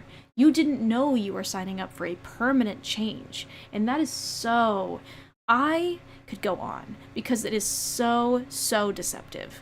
And I just happen to be lucky. I am an exception because I got this stuff done, and I was impressionable. I was too young to get it done, really, if I think about it. But I am the exception because I ended up okay. I ended up not doing it again. I ended up not continuing, not getting addicted, not sinking all my money into this absolutely bottomless pit of beauty. Bottomless pit of beauty. And I ended up being able to, like, look back and be like, yeah, I don't regret my decision at all in any sense. And in fact, I feel better. I feel happy, modern day, with how I look. But that is not the case for most people. And I also say this as well, because people ask me all the time, how much did you pay for it? What was the experience? And I say to people that I got them done cheap, and I believe the difference, one of the biggest differences between going somewhere cheap and going somewhere expensive to get fillers, is that if you go somewhere expensive, or I'll say this, if you go somewhere cheap, they'll do it. If you go somewhere cheap and you say, I want bigger lips, they'll say, okay, and they give you bigger lips.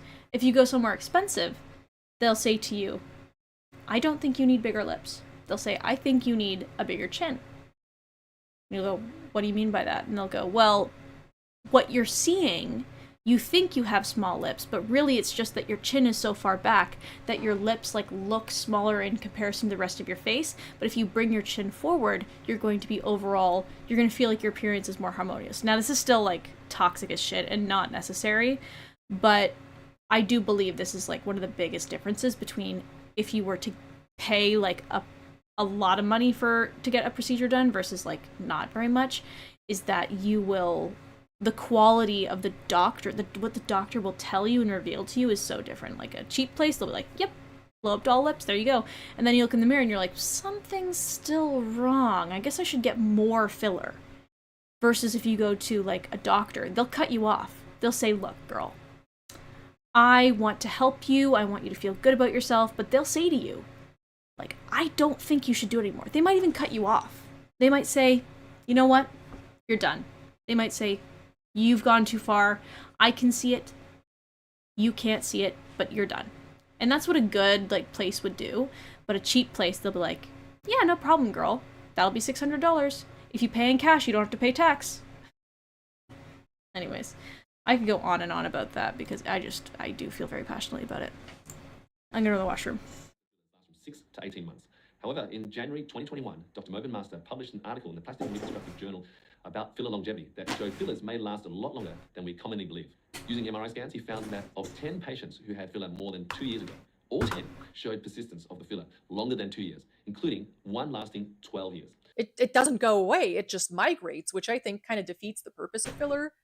It turns out the human body only produces the enzyme for dissolving hyaluronic acid filler called hyaluronidase, when you're fighting off something like a streptococcus infection in order to melt the bacteria's armor, because otherwise the continued presence of hyaluronidase enzymes in your body would dissolve your skin and organs because your cells contain hyaluronic acid. So filler sticks around a lot longer than many patients have been told by their injection providers. Also, if you want to fill your tear troughs and your filler migrates, it's probably going to go to your nasolabial folds or right under your eyes and create new eye bags. Chin filler can migrate to under the chin, giving you a double chin, and lip filler often migrates to above the upper lip, creating a duck lip effect. And this doesn't even cover the complications that can arise with hyaluronic acid fillers like skin necrosis, sudden allergic reactions, chronic inflammation, vision loss, granulomas, and many other potentially awful things. But at least it's completely reversible, right?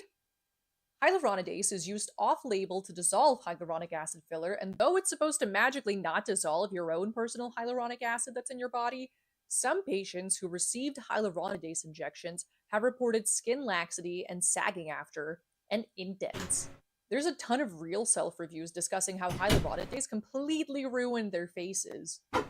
In some cases, it's likely that these patients had overfilled their faces to the point that it caused their skin to stretch. So when the filler was dissolved, there was not enough volume in the face to hold the skin taut like before, leading to sagging. However, according to this plastic surgeon, in some patients, the structure that connects the facial muscles to the skin will become abnormal when the filler is dissolved. Problem becomes those patients and other patients who are just sensitive to dissolvent for some reason don't regain all the hyaluronic acid that they lost. And in those patients that it does happen, my guess is that you're depleting the hyaluronic acid. Hyaluronic acid is little tiny particles, and you're depleting it so much that your body comes and doesn't have a signal to say, hey, hyaluronic used to even live here. And the balance is thrown off and it becomes completely depleted of hyaluronic. This does correspond to a thin mass. This is happening in some patients, and that's where I think these horror stories are coming from, where they say, my face was deflated. The results of hyaluronidase injections are also not as predictable as the actual. I want to say, let me see. We have 28,000 views. Okay. I was gonna say, I feel like this is like a smaller content creator because, you can tell, like, I don't know if you can hear it as well, but there's a certain point where it starts going through one ear, like the playback starts going through one ear. There's like audio changes, I think, throughout it. But this is a really insightful video. And also another way, like, as a creator who's also been like very much first time like made videos, there's something that that you can kind of tell when you're watching like a newer creator, where like you can tell they're reading from a screen, or you can tell like they haven't really gotten comfortable in front of the camera, and so you can kind of see it a bit. But like, this is a wonderful video. This is a very intelligent and well planned out video, and I applaud her. Filler itself, and it's technically not even actually FDA approved for dissolving hyaluronic acid filler. It's used off label. Do with that info what you will. Also, hyaluronic acid filler has been shown to block lymphatic channels, which can cause lymph stagnation and make it harder to drain lymphatic fluid and fight off infections. I find that all kind of terrifying, which is why I personally will never get hyaluronic acid filler. Hyaluronic acid only belongs in my moisturizer and my cells, not as a hydrogel chilling under my skin for who knows how long. And if you get fillers and love them, you do you. I can't tell you to stop, but I figured you should probably know all this. I mean, it's interesting information. I feel like in like 30 to 50 years, if humanity chooses the good ending and avoids a climate apocalypse, hyaluronic acid filler might be seen similarly to how we view X-ray hair removal today. I mean, maybe not on the exact same level, but hyaluronic acid filler can last indefinitely and cause long-term problems, and yet is regarded as totally normal and chill to get if you want to achieve the current beauty standard. And that's kind of freaky to me.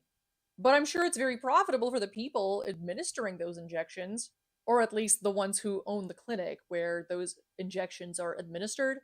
In fact, the global hyaluronic acid-based dermal fillers market is projected to grow from $4.13 billion in 2023 to $7.15 billion by 2023. Also, buccal fat removal is freaky. Did you know that buccal fat can be used as a potential source of stem cells for bone regeneration? Can't do that if you have no buccal fat, though. I'm sure that's not a part of the patient education.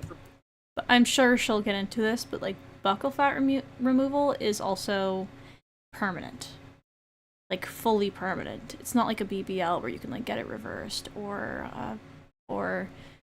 a boob job where you can get it reversed. But like, my understanding is buccal or buccal fat, however it's pronounced, is very permanent. Like, there's probably some complex surgery you can do to get it put back in, but my understanding is it's like done. Like, you no longer have fat in your face, which is why it's very controversial, I think.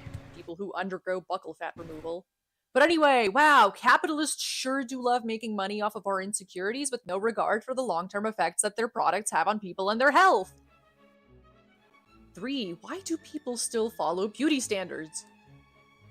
So why do people still buy into these beauty standards despite the fact that they're not actually universal but simply made up by capitalists who want to profit off of our insecurities? This is about to get dense, so let's define some terms first, shall we? Capitalism is the private ownership of the means of production.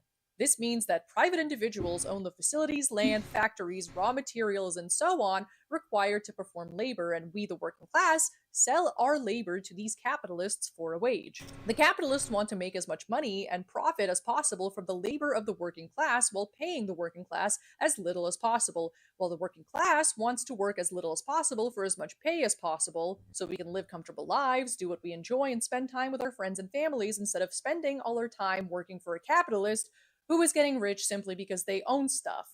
This capitalist economic base, which incentivizes and rewards ownership of private productive property and the exploitation of workers, gives rise to what is called a superstructure.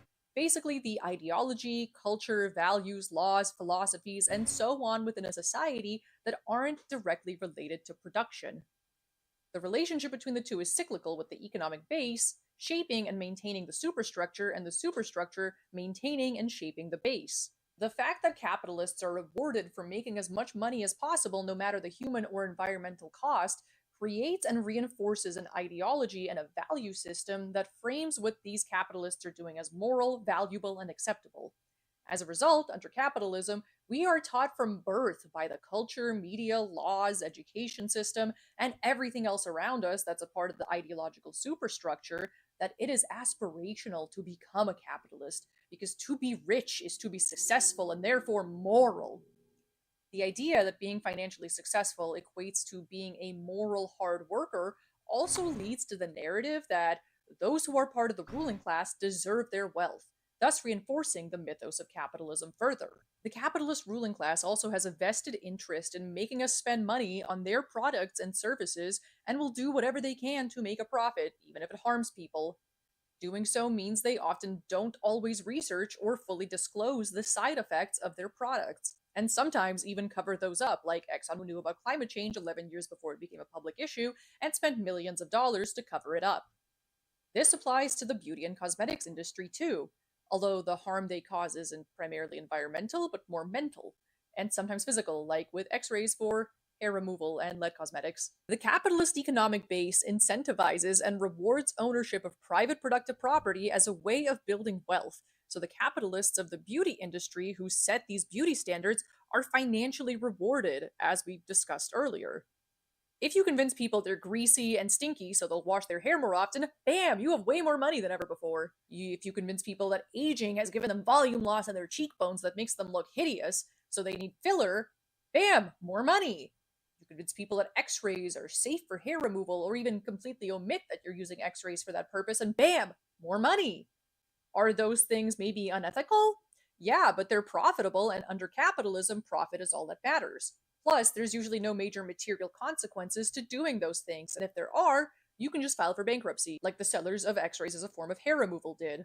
And we are taught by society that all of this is moral, that being a part of the ruling class automatically makes you valuable and moral no matter how unethical you are, and that the beauty standards set by the ruling class are valuable and moral. And if you follow them, you too will be valuable and moral and possibly rich. And maybe you'll be so beautiful you'll be allowed to join the ruling class. Beauty standards in their current form arise mainly from capitalist property relations and only serve the capitalist ruling class. They're simply another way of oppressing the working class, so we spend money on trying to attain an impossible standard of beauty instead of focusing on attaining true liberation. It's also pretty insidious how adherence to beauty standards is often framed as empowering or liberating when they're actually terrible and oppressive and not liberating at all.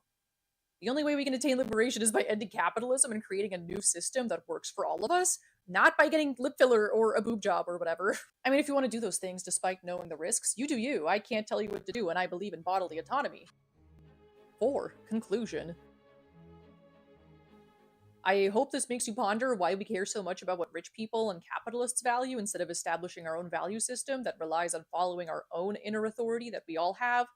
I want to live in a world where the things we value, and especially the forms of beauty that we value, are not determined by capitalists.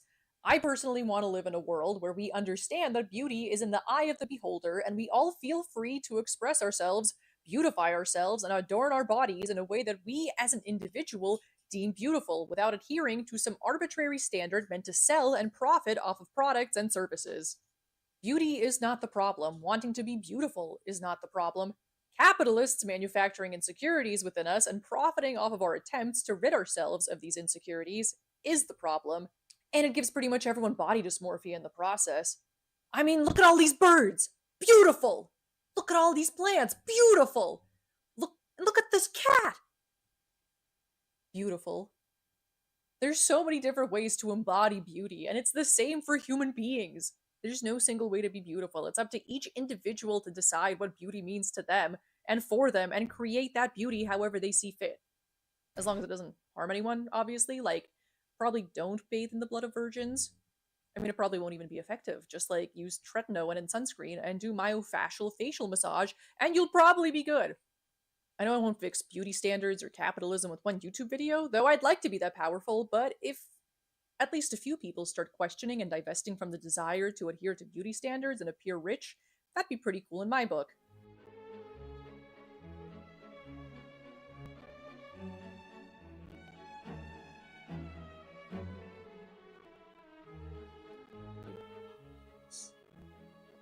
I want to leave it on this. I mean, not leave it. I'm not leaving, but like, beauty is all around you. You don't need a capitalist to tell you what beauty is. I think, that's lovely. See, that's something that I really do enjoy about investigating,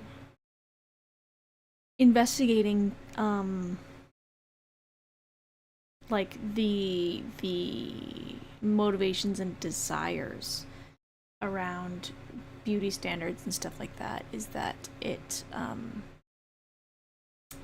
so interesting how we're all trying to attain something that we kind of already have. And by trying to... Why is this one hair so long? What? Is my hair that long? Oh, wow. Okay. There's just one hair. But like, how we are trying to all attain something that we all kind of inherently have. Like, a lot of the time when I put on makeup, it's to enhance parts of me that I already like, you know? I think that becomes a really beautiful part of makeup.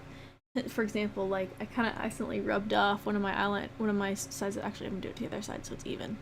But eyeliner can often be used to like change the shape of your eye and change how you look. But I find when I put on eyeliner, a lot of the time I just don't like how it looks because it's really hard to like use eyeliner in a way where it like actually follows your eye shape and enhances the way you look. I feel like eyeliner is mostly a mask, like to mask the way your eye looks or make it look another way. But oftentimes I don't like it because I prefer like the natural look of my eyes, and that is a really enlightening thing, to get to a place where like you look at yourself naturally and are like, now I use makeup to enhance these things. Like when my face gets hot and red naturally, the placement of the blush on my face naturally is my favorite version of blush. I can put blush wherever I want. I could put it like all over my nose, I could put it over here, I could use any color. But when I'm getting passionate about something and my face is getting red, like there's one stream where I looked in the camera and I was like, whoa, my face is really, really hot apparently during the stream. The way that it developed, I looked at it and I was like, that looks really good, but it's just it's naturally what we do, and I think leaning into those things is really, really beautiful. And I love it, and I love all of it. And there's nothing wrong. Everything is good.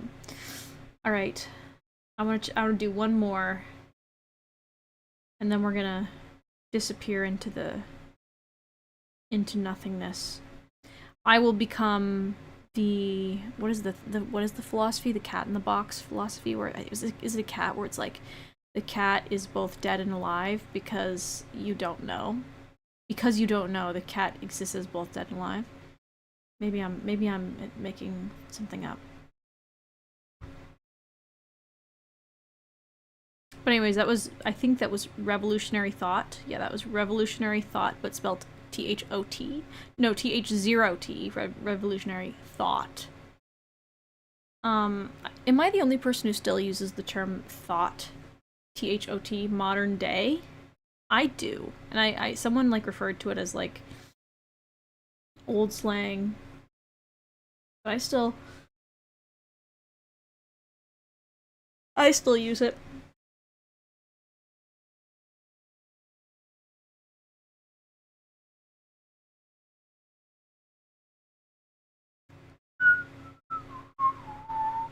Something I learned through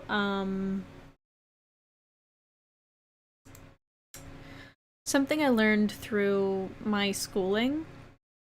I was asking about stress relieving activities. And someone told me that one of their favorite things to do before going into an anxious assignment is that they will sing at the top of their lungs on the car ride there. Because there's something so inherently pain relieving and therapeutic about singing. And I kind of want to dig into that.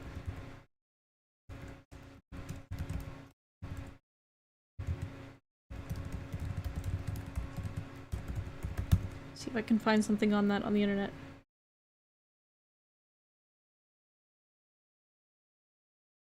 How do opioids affect the singing voice? None of this is what I want. I don't want any of this. It's weird I'm getting my own videos in my Explore More feed. That's crazy. And weird.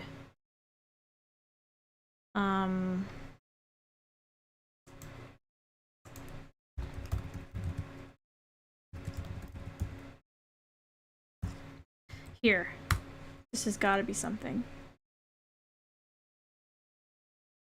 Yeah, no, this is not, I don't want any of this. This is not what I wanted.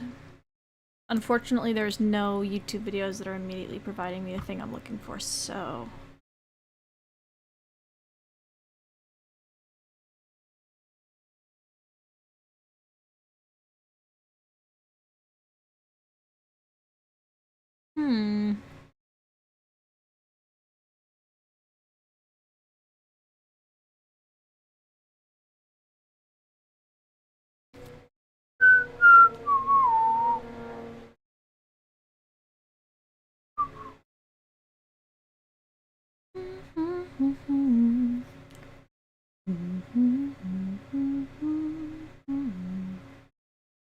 Those days are gone. Now the memories on the walls. I hear the sounds. Let's watch some Dr. K. Today, we're going to talk about how to boost your resistance to dopamine. Loud? Dr. K is loud as hell. The basic struggle that most of us have today is that we should be doing some things, like studying or working on our resume or exercising, but our brain wants to do something else. It wants to do dopaminergic things, like play video games, watch pornography, doom scroll, take your pick of technological addiction. And the problem is that we struggle to control this part of our brain, but that doesn't work. Because the part of your brain that wants these dopaminergic activities actually is the part of your brain that controls you. So this is sort of best described by this old Soviet Russian meme. So I don't know if y'all have heard this, but you know, these memes back in the day about, in Soviet Russia, you do not watch television. Television watches you. So in our brain, the way that this kind of works is in Soviet Russia or in the current digital age, you do not control dopamine. Dopamine controls you. I want to take a moment to thank the sponsor of today's is actually internet. You have one part of your brain called the nucleus accumbens. And when we're talking about dopamine, this is the part of our brain that we're talking about. So the nucleus accumbens basically generates motivation for us. And the way that it does that is through using dopamine as a signal. So when we get motivated towards something and we engage in that behavior, we get this triggering of dopamine, which gives us a sense of pleasure and results in behavioral reinforcement. The problem is that you can't really directly control this circuit, because this circuit is what generates your wants and motivations. So you can't kind of motivate yourself to not be motivated by pleasurable things, if that kind of makes sense. It's the part of your brain that generates your motivation. Instead, what we need to do is utilize the other parts of our brain to reduce the power of our nucleus accumbens. So when it comes to a behavioral action, there's the motivational drive from the nucleus accumbens, but then there are all these other parts of our brain that influence that motivational drive. And this is sort of what I've learned as an addiction psychiatrist. This is kind of our bread and butter, is that we work with people whose nucleus accumbens and dopaminergic circuitry is in full control of their brain. So we have people who will do things like pick up a bottle of beer, let's say, and the moment I get my first sip, even though there are parts of my brain that are screaming at me, put it down, put it down, put it down. You can't control it. You're going to get divorced. You're going to get fired. You're going to get thrown in jail. Your whole brain is screaming at you, but you cannot control it. Because once the nucleus accumbens gets a taste of that alcohol, you lose all control. So let's start with the nucleus accumbens, okay? So the first thing is that our nucleus accumbens has this pile of dopamine in it. And let's just go over a quick overview of kind of what the nucleus accumbens does. So anytime we engage in an action, depending on what the results of that action are, we will get a release of dopamine. And then this dopamine results in pleasure. Now, when we receive pleasure from this action, we are going to go back and we are going to reinforce the action. Once we do this, then this will create a motivation to engage in the action again, okay? So basically, there's some kind of initial experience with something, which results in dopamine and pleasure, which then creates behavioral reinforcement and improves motivation. So the first thing that we're going to talk about is how things like dopamine detox actually move us in the wrong direction. So in order to do what we actually want a large amount of dopamine available in our brain. So I know that sounds very contrary to popular thinking, but let's take a quick look at some research on it. Here is a study that looks at rats and dopamine depletion. So what we've got here is we have lever presses, which is the action, and we have two kinds of rats. We have our control rats, and what we sort of see is that the control rats over time will engage in lots of lever presses. And then we also have something called dopamine depleted rats. And what we tend to see is that when you get rid of dopamine in the brain, you actually engage in less and less action.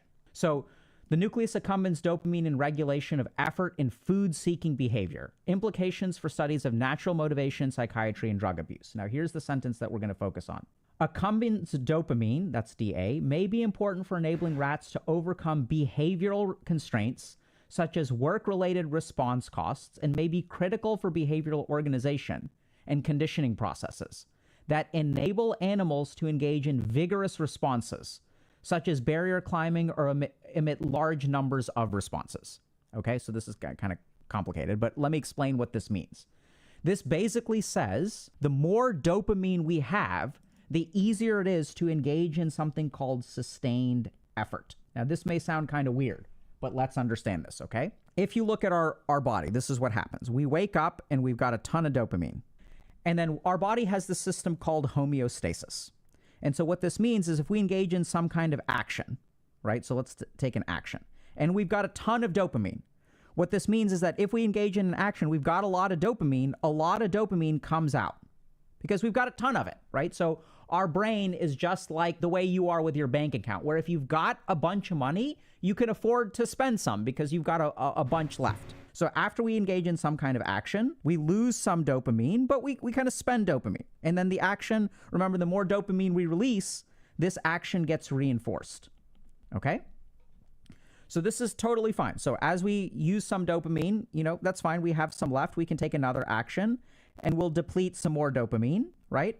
Totally fine. And then eventually what happens is we run out of dopamine. And once we run out of dopamine, then we have a slight problem because now our bank account is empty. So now in order to get dopamine out, right, now that we've squeezed the lemon dry, we need to engage in highly dopaminergic activities. So now that our reserve of dopamine has run out, we need something. So think about it like a lemon that you're squeezing the juice out of, right? So the more you squeeze, at the very beginning, you can squeeze very little and you can get a lot of juice out. But at the very end, you need something very, very powerful to squeeze out the remaining juice. So the more dopaminergic the activity, the less dopamine you need to engage in the activity. So when we look at things like video games, these are highly dopaminergic. And I don't know if this kind of makes sense to you, but when you feel really tired and you don't feel motivated and you don't feel like doing anything, when you're exhausted and you don't want to have fun, you're just kind of sitting around doing nothing, what are the only actions that you can take? What are the actions that are the easiest to take? The lower your energy level is, the easier it is to engage in dopaminergic activities, because these will squeeze out the last bit of dopamine that is left in your brain, because they're very powerful pulls of dopamine. Mm-hmm. Now, if we engage in actions like video games, let's go down here. So if we engage in, let's say we start out our day and we engage in an action like a video game. Now, remember, this is a powerful squeeze. So now we have a full lemon and we are squeezing very tightly. What's going to happen to our dopaminergic signal? We're going to actually empty our whole swath of dopamine, because we've got a full lemon and we have a powerful squeeze. And then we have no dopamine left over for other things. This is what this rat study essentially shows, that if you want to engage in sustained effort with low rewards, we need to have a lot of dopamine in reserve, okay? So this is something that a lot of people don't get. But what we really need to do is understand that the moment you engage in a high dopaminergic activity at the beginning of the day, you're going to exhaust all your dopamine and you literally will have nothing left for the sustained effort of the things that you want to do. And y'all may have noticed this in your own life, right? So when you wake up and you play video games for 6 hours between 8 a.m. and 2 p.m., how motivated are you at the end of that time? And then flip it around. Let's say we wake up in the morning and we work for 4 hours. How motivated are you? How much video games can you play after 4 hours of work? So this is the first important thing to understand. We do not want to get rid of our dopamine.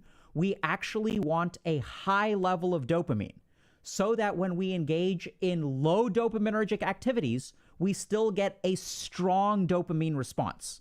And as we get a strong dopamine response, right, because there's a lot of dopamine in our brains, we are going to reinforce the action and increase our motivation to engage in the action. So the TLDR for this is that dopamine isn't bad. It's actually what causes behavioral reinforcement.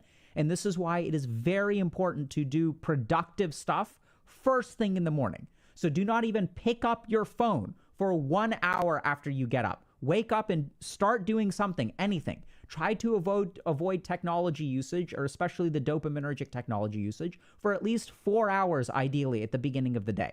But don't touch your phone for 1 hour. As you do this, you will have lots of dopamine, and then you will be able to engage literally in sustained effort, right? So let's go back to this. So this is an experiment where we have lab chow, which is like crappy food, okay? That is very, very easy to access.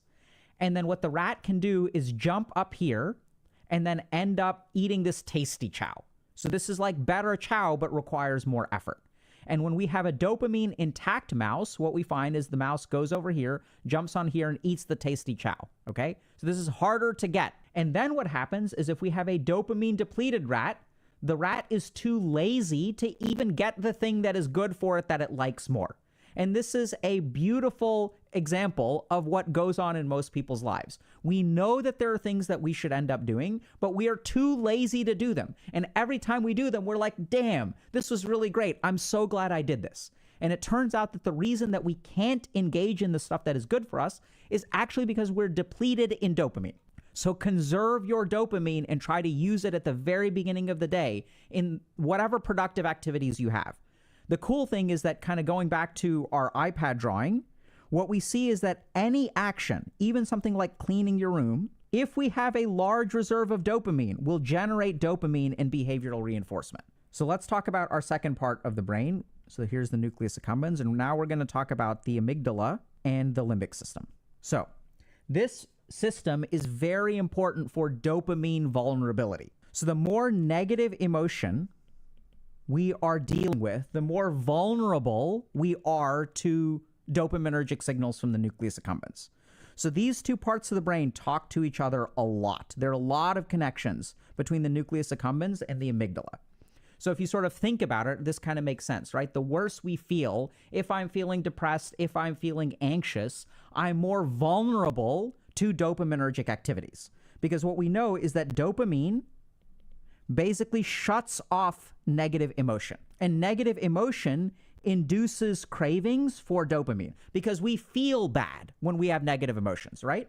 And if we feel bad when we have negative emotions, how does our brain know how to make ourselves feel better? That's right. We have this thing called dopamine. And if we release dopamine, we will induce more pleasure. So what do we see as in psychiatry, especially with things like addiction psychiatry? So what we tend to find is that people who are addicted tend to have a lot of negative pent-up emotions. And as long as you have negative pent-up emotions, your vulnerability to dopamine signals will increase. On the converse side, when we do things like psychotherapy and we end up reducing our negative emotion, our resistance to dopaminergic signals actually improves. So what we really want to do, if y'all are struggling to control your motivation and you're not motivated to do what you should really start to work on your negative emotions. So we can do all kinds of emotional processing activities. This can be things like therapy or journaling, meditation, right? And some of y'all may be saying, okay, so Dr. K, you just saying that I should journal and meditate and go to therapy. Oh my God, you've said that a million times. Oh my God. Yes, but this is the main thing to understand. It's not about engaging these activities because they're good for you, right? So this is, once again, we'll get to value generation in a second. But the thing to understand is that if you want to be able to control your dopamine circuitry, you have to understand what the inputs are. And understand that the more depressed you are, the more anxious you are, the more you will wind up addicted to dopaminergic stuff. So you must deal with those negative emotions. And the cool thing is that as you start dealing with these negative emotions, and you can do something as simple as taking a walk, right? You can just go for a walk for about an hour, and a lot of these negative emotions will start to process themselves automatically. As you go through this stuff, you will be amazed at how much you are able to resist the dopaminergic impulse. As long as your emotions get taken care of, you go for 3 walks a week for 1 hour a week. 1 hour a day, right? So you do that 3 times, and you'll be amazed that you'll be 20% more resistant to the effects of dopaminergic activities. The next circuit that we're going to talk about is the prefrontal cortex. So the prefrontal cortex is part of our frontal lobes, and our frontal lobes are what generate things like willpower, right? So when we do things like meditate, the frontal lobes are basically what control the other parts of our brain. So if you're feeling... It was through Dr. K that I realized just how much I really do enjoy, and I think everyone can benefit from meditation. I refuse to talk about my schooling in specifics, but I will say that it is a very, very, very mentally tasking and depleting and emotionally draining field. And as part of our education, we talk about self-care, and they teach us how to take care of ourselves. That's how draining it is. And I remember one time just having a rough day and taking the advice of Dr. K and deciding, I went out of my way to find my education institution's religion room, which is a room for people to use for religious purposes. And though I was not exactly using it for religious purposes, the environment was one I needed. I needed silence, I needed a non-judgmental space, I needed a space to go that is safe, that I would be able to enter without noise, pretty much. And so I found the religion room, and I would go in there, and I would, anytime I was high emotion, high anxiety, multiple just negative, going through a negative time, I would go to the religion room and I would meditate. And there's lots of different kinds of meditation. I think people think it's a one size fits all. It's not. It's really not. There's so many different kinds, and you can find the right one for you easily through that. But it's like medication in the sense that, like, you can't just take lithium and expect your depression to go away, because lithium doesn't treat depression, at least not your kind of depression. So you can't just, for example, stare at a wall and expect your ADHD to get better. In fact, a lot of the times you need to tailor exactly what you're trying to fix. Or a better example is, you can't stare at a wall and expect your anxiety to go down necessarily. Like, it doesn't always work that way. And so one of the best ones for anxiety, I think I remember him mentioning, like, one of the best anxiety-based meditations is breath work, because holding your breath or forcing your breathing down does actually dramatically affect your heart rate.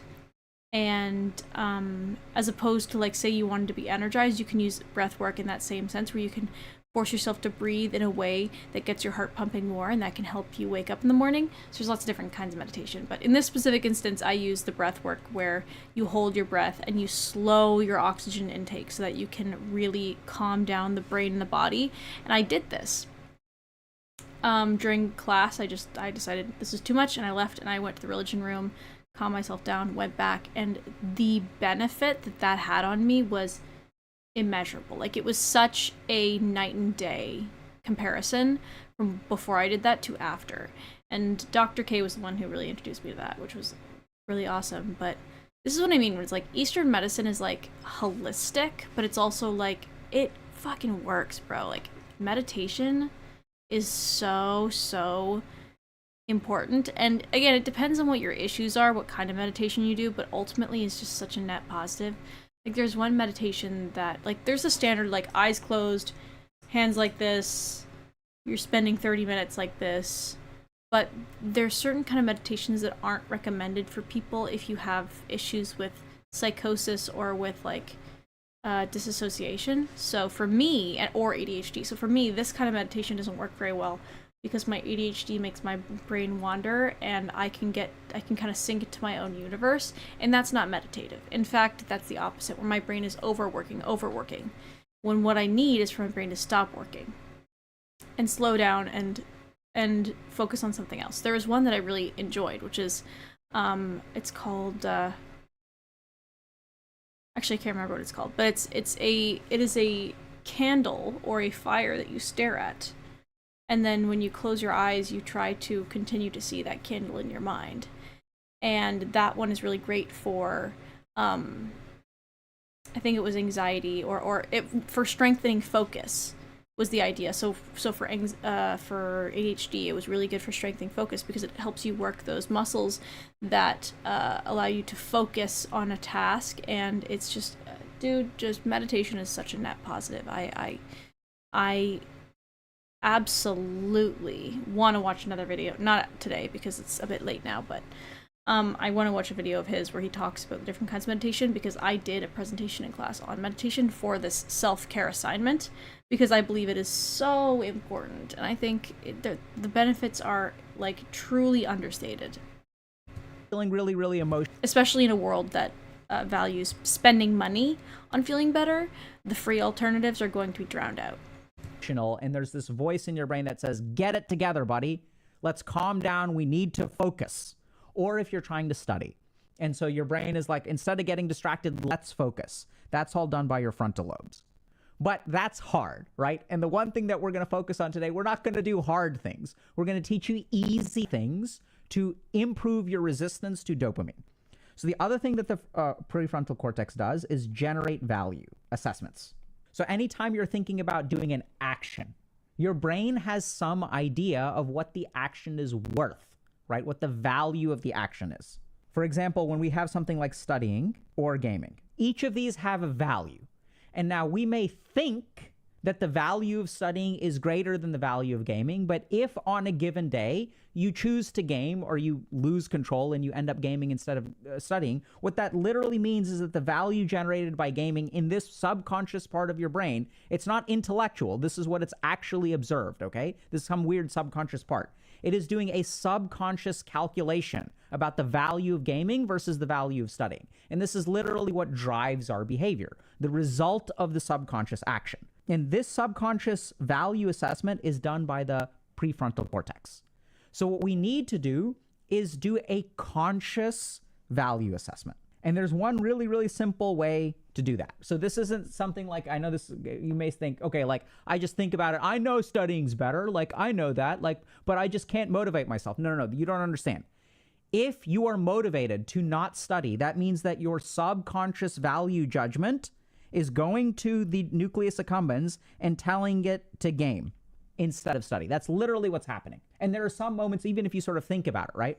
So if we kind of, and this is a constantly ongoing process. So why do we study one day before the test?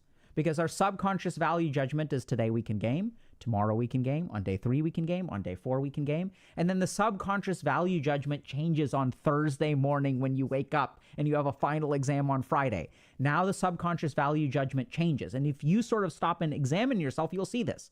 Now you start to panic. Now the consequences are big. Now it becomes very important to start studying. The subconscious value judgment has changed.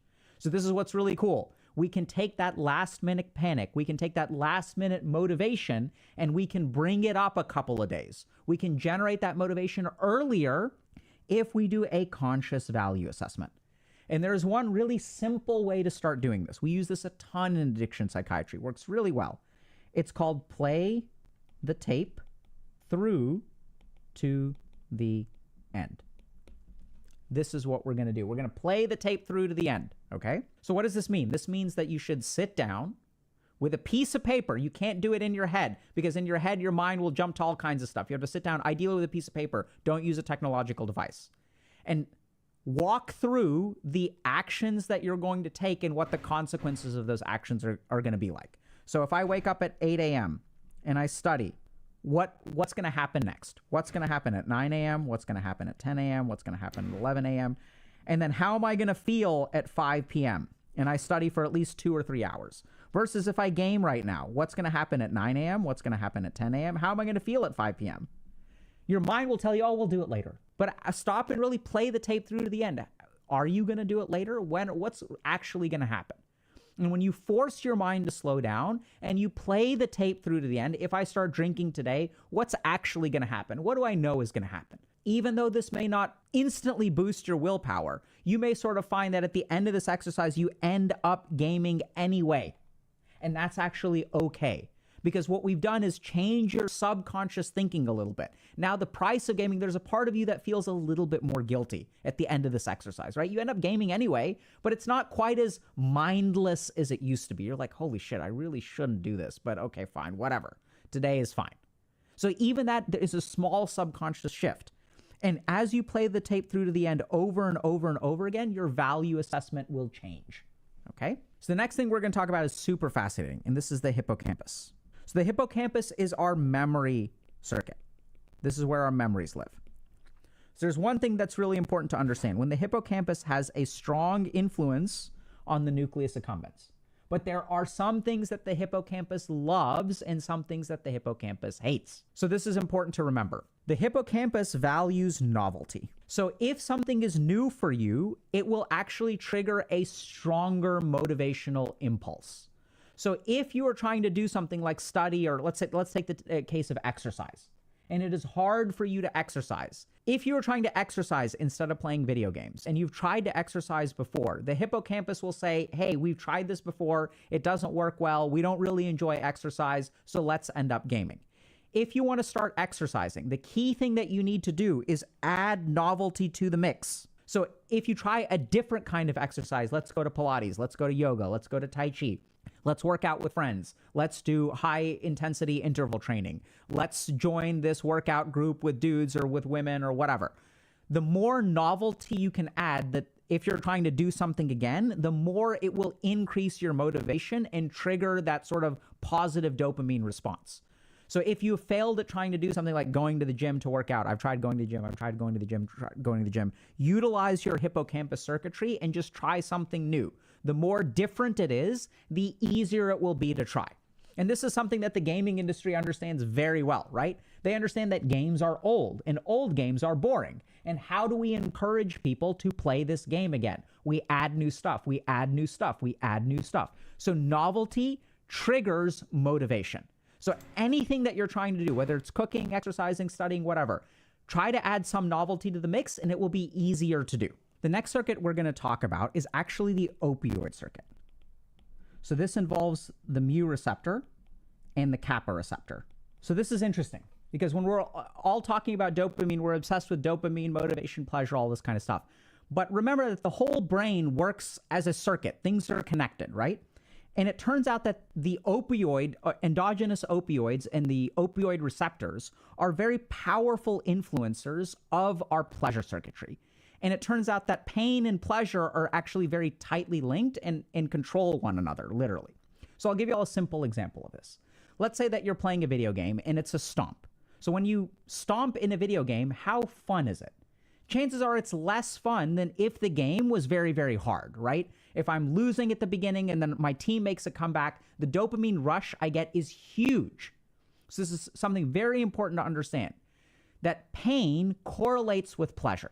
So as we can increase the pain from a particular activity, the pleasure that we will get from that activity actually increases. So you can sort of notice this as well when we kind of think a little bit about like things like working out, right? So if we half-ass when we work out, like if we half-ass it and it's just a lot of pain and there's not, what ends up happening is we avoid the pain. And when you half-ass working out, you actually avoid the pain, minimize the pain, and then it turns out that we have less reinforcement. But instead, if we sort of think about working out, right, let's say I'm like doing a bench press or something like that, and I can do 6 reps of the bench press without too much problem. But it's in that 7th rep and that 8th rep that I sort of feel that burn. This is what Arnold Schwarzenegger calls the pump, right? As I feel that pump, those are the hard ones, and those are the ones that make me feel really good at the end of it. So it's that last painful part that actually positively reinforces our behavior. So this is where we've got to be super careful, because a lot of times when we are engaging in dopaminergic activities or our nucleus accumbens is running the show, we have a ton of avoidance of pain. And instead what we want to try to do is add some pain to the mix to influence our dopaminergic circuitry. We also have really interesting evidence of this, which is that if you want to reduce cravings, we have a medication called naltrexone. And what naltrexone actually does is blocks some of these opioid receptors, or partially blocks them. It's not a full blockade. And so it kind of interferes with our ability to engage in pleasure from dopaminergic activities.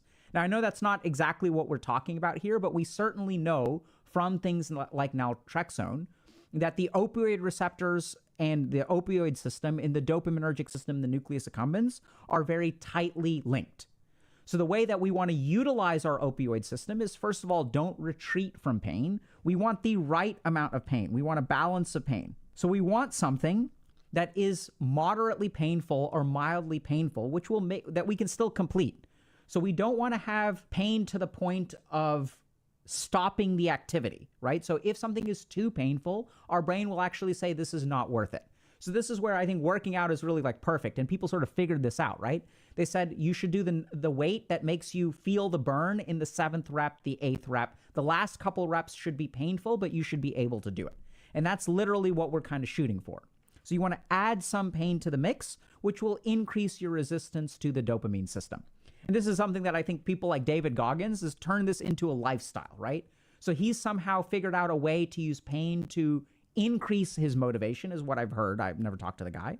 And so it's actually very consistent with our understanding of neuroscience. So let's summarize. The problem is that the nucleus accumbens generates motivation.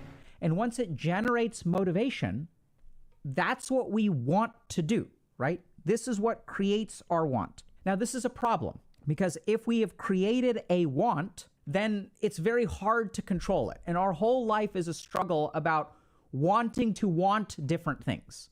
So instead, what we're going to do, since we can't create the wants that we want, right? So you don't get to pick what your desires are.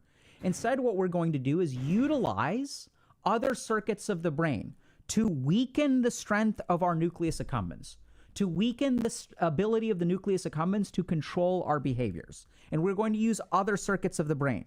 We're going to use amygdala, because our amygdala makes us vulnerable to dopamine. We're going to use our prefrontal cortex and change the way that we consciously demonstrate value. We're also going to use our mu receptor and opioid system, because if we can add some pain into the mix, it will change the way that we experience pleasure. We're also going to use our hippocampus to add novelty to the mix. And so if you have some kind of goal that you don't feel motivated to do, the more novel you can make it, the more your motivation will increase. And lastly, we're going to be super careful about our dopamine reserves.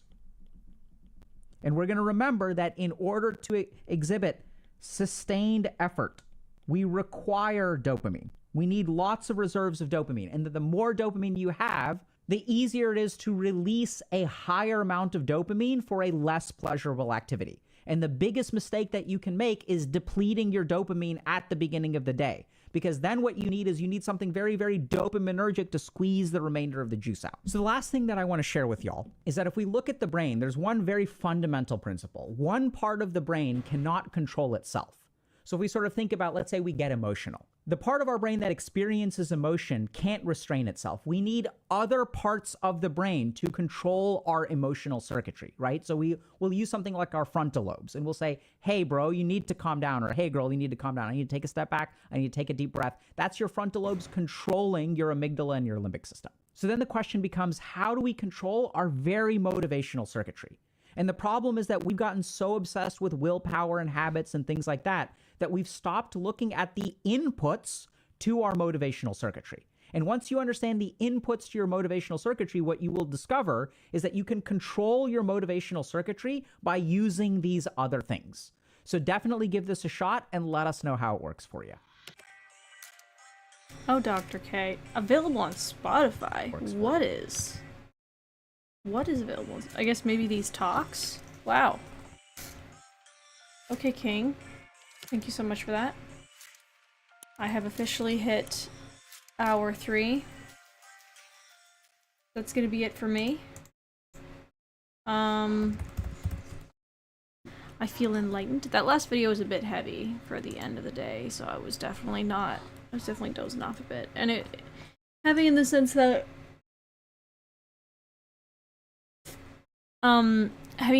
it was just big on terminology that I don't know much about, and he's trying his best. He's trying to teach me, but good lord, is it difficult? Good lord, is it thick? You know, it's so thick. But yeah, I had a great time. Thank you so much for joining me. I really do feel like I was able to, every day is a delight in its own. Every day is a new day. And today felt very nice. I'm coming out with... Tomorrow I'm going to focus on, like, more content creation side of this. Like, I want to put little things at the bottom of my screen that say, like, something along the lines of, these are my socials. Come join me on these socials. And things like that. That way, y'all can find me other places as well. But yeah, thanks so much for joining. This has been really nice. And I hope that it was enlightening. Today was a very philosophical day that started at 11 p.m. for me, so thanks again for joining. Bye-bye now.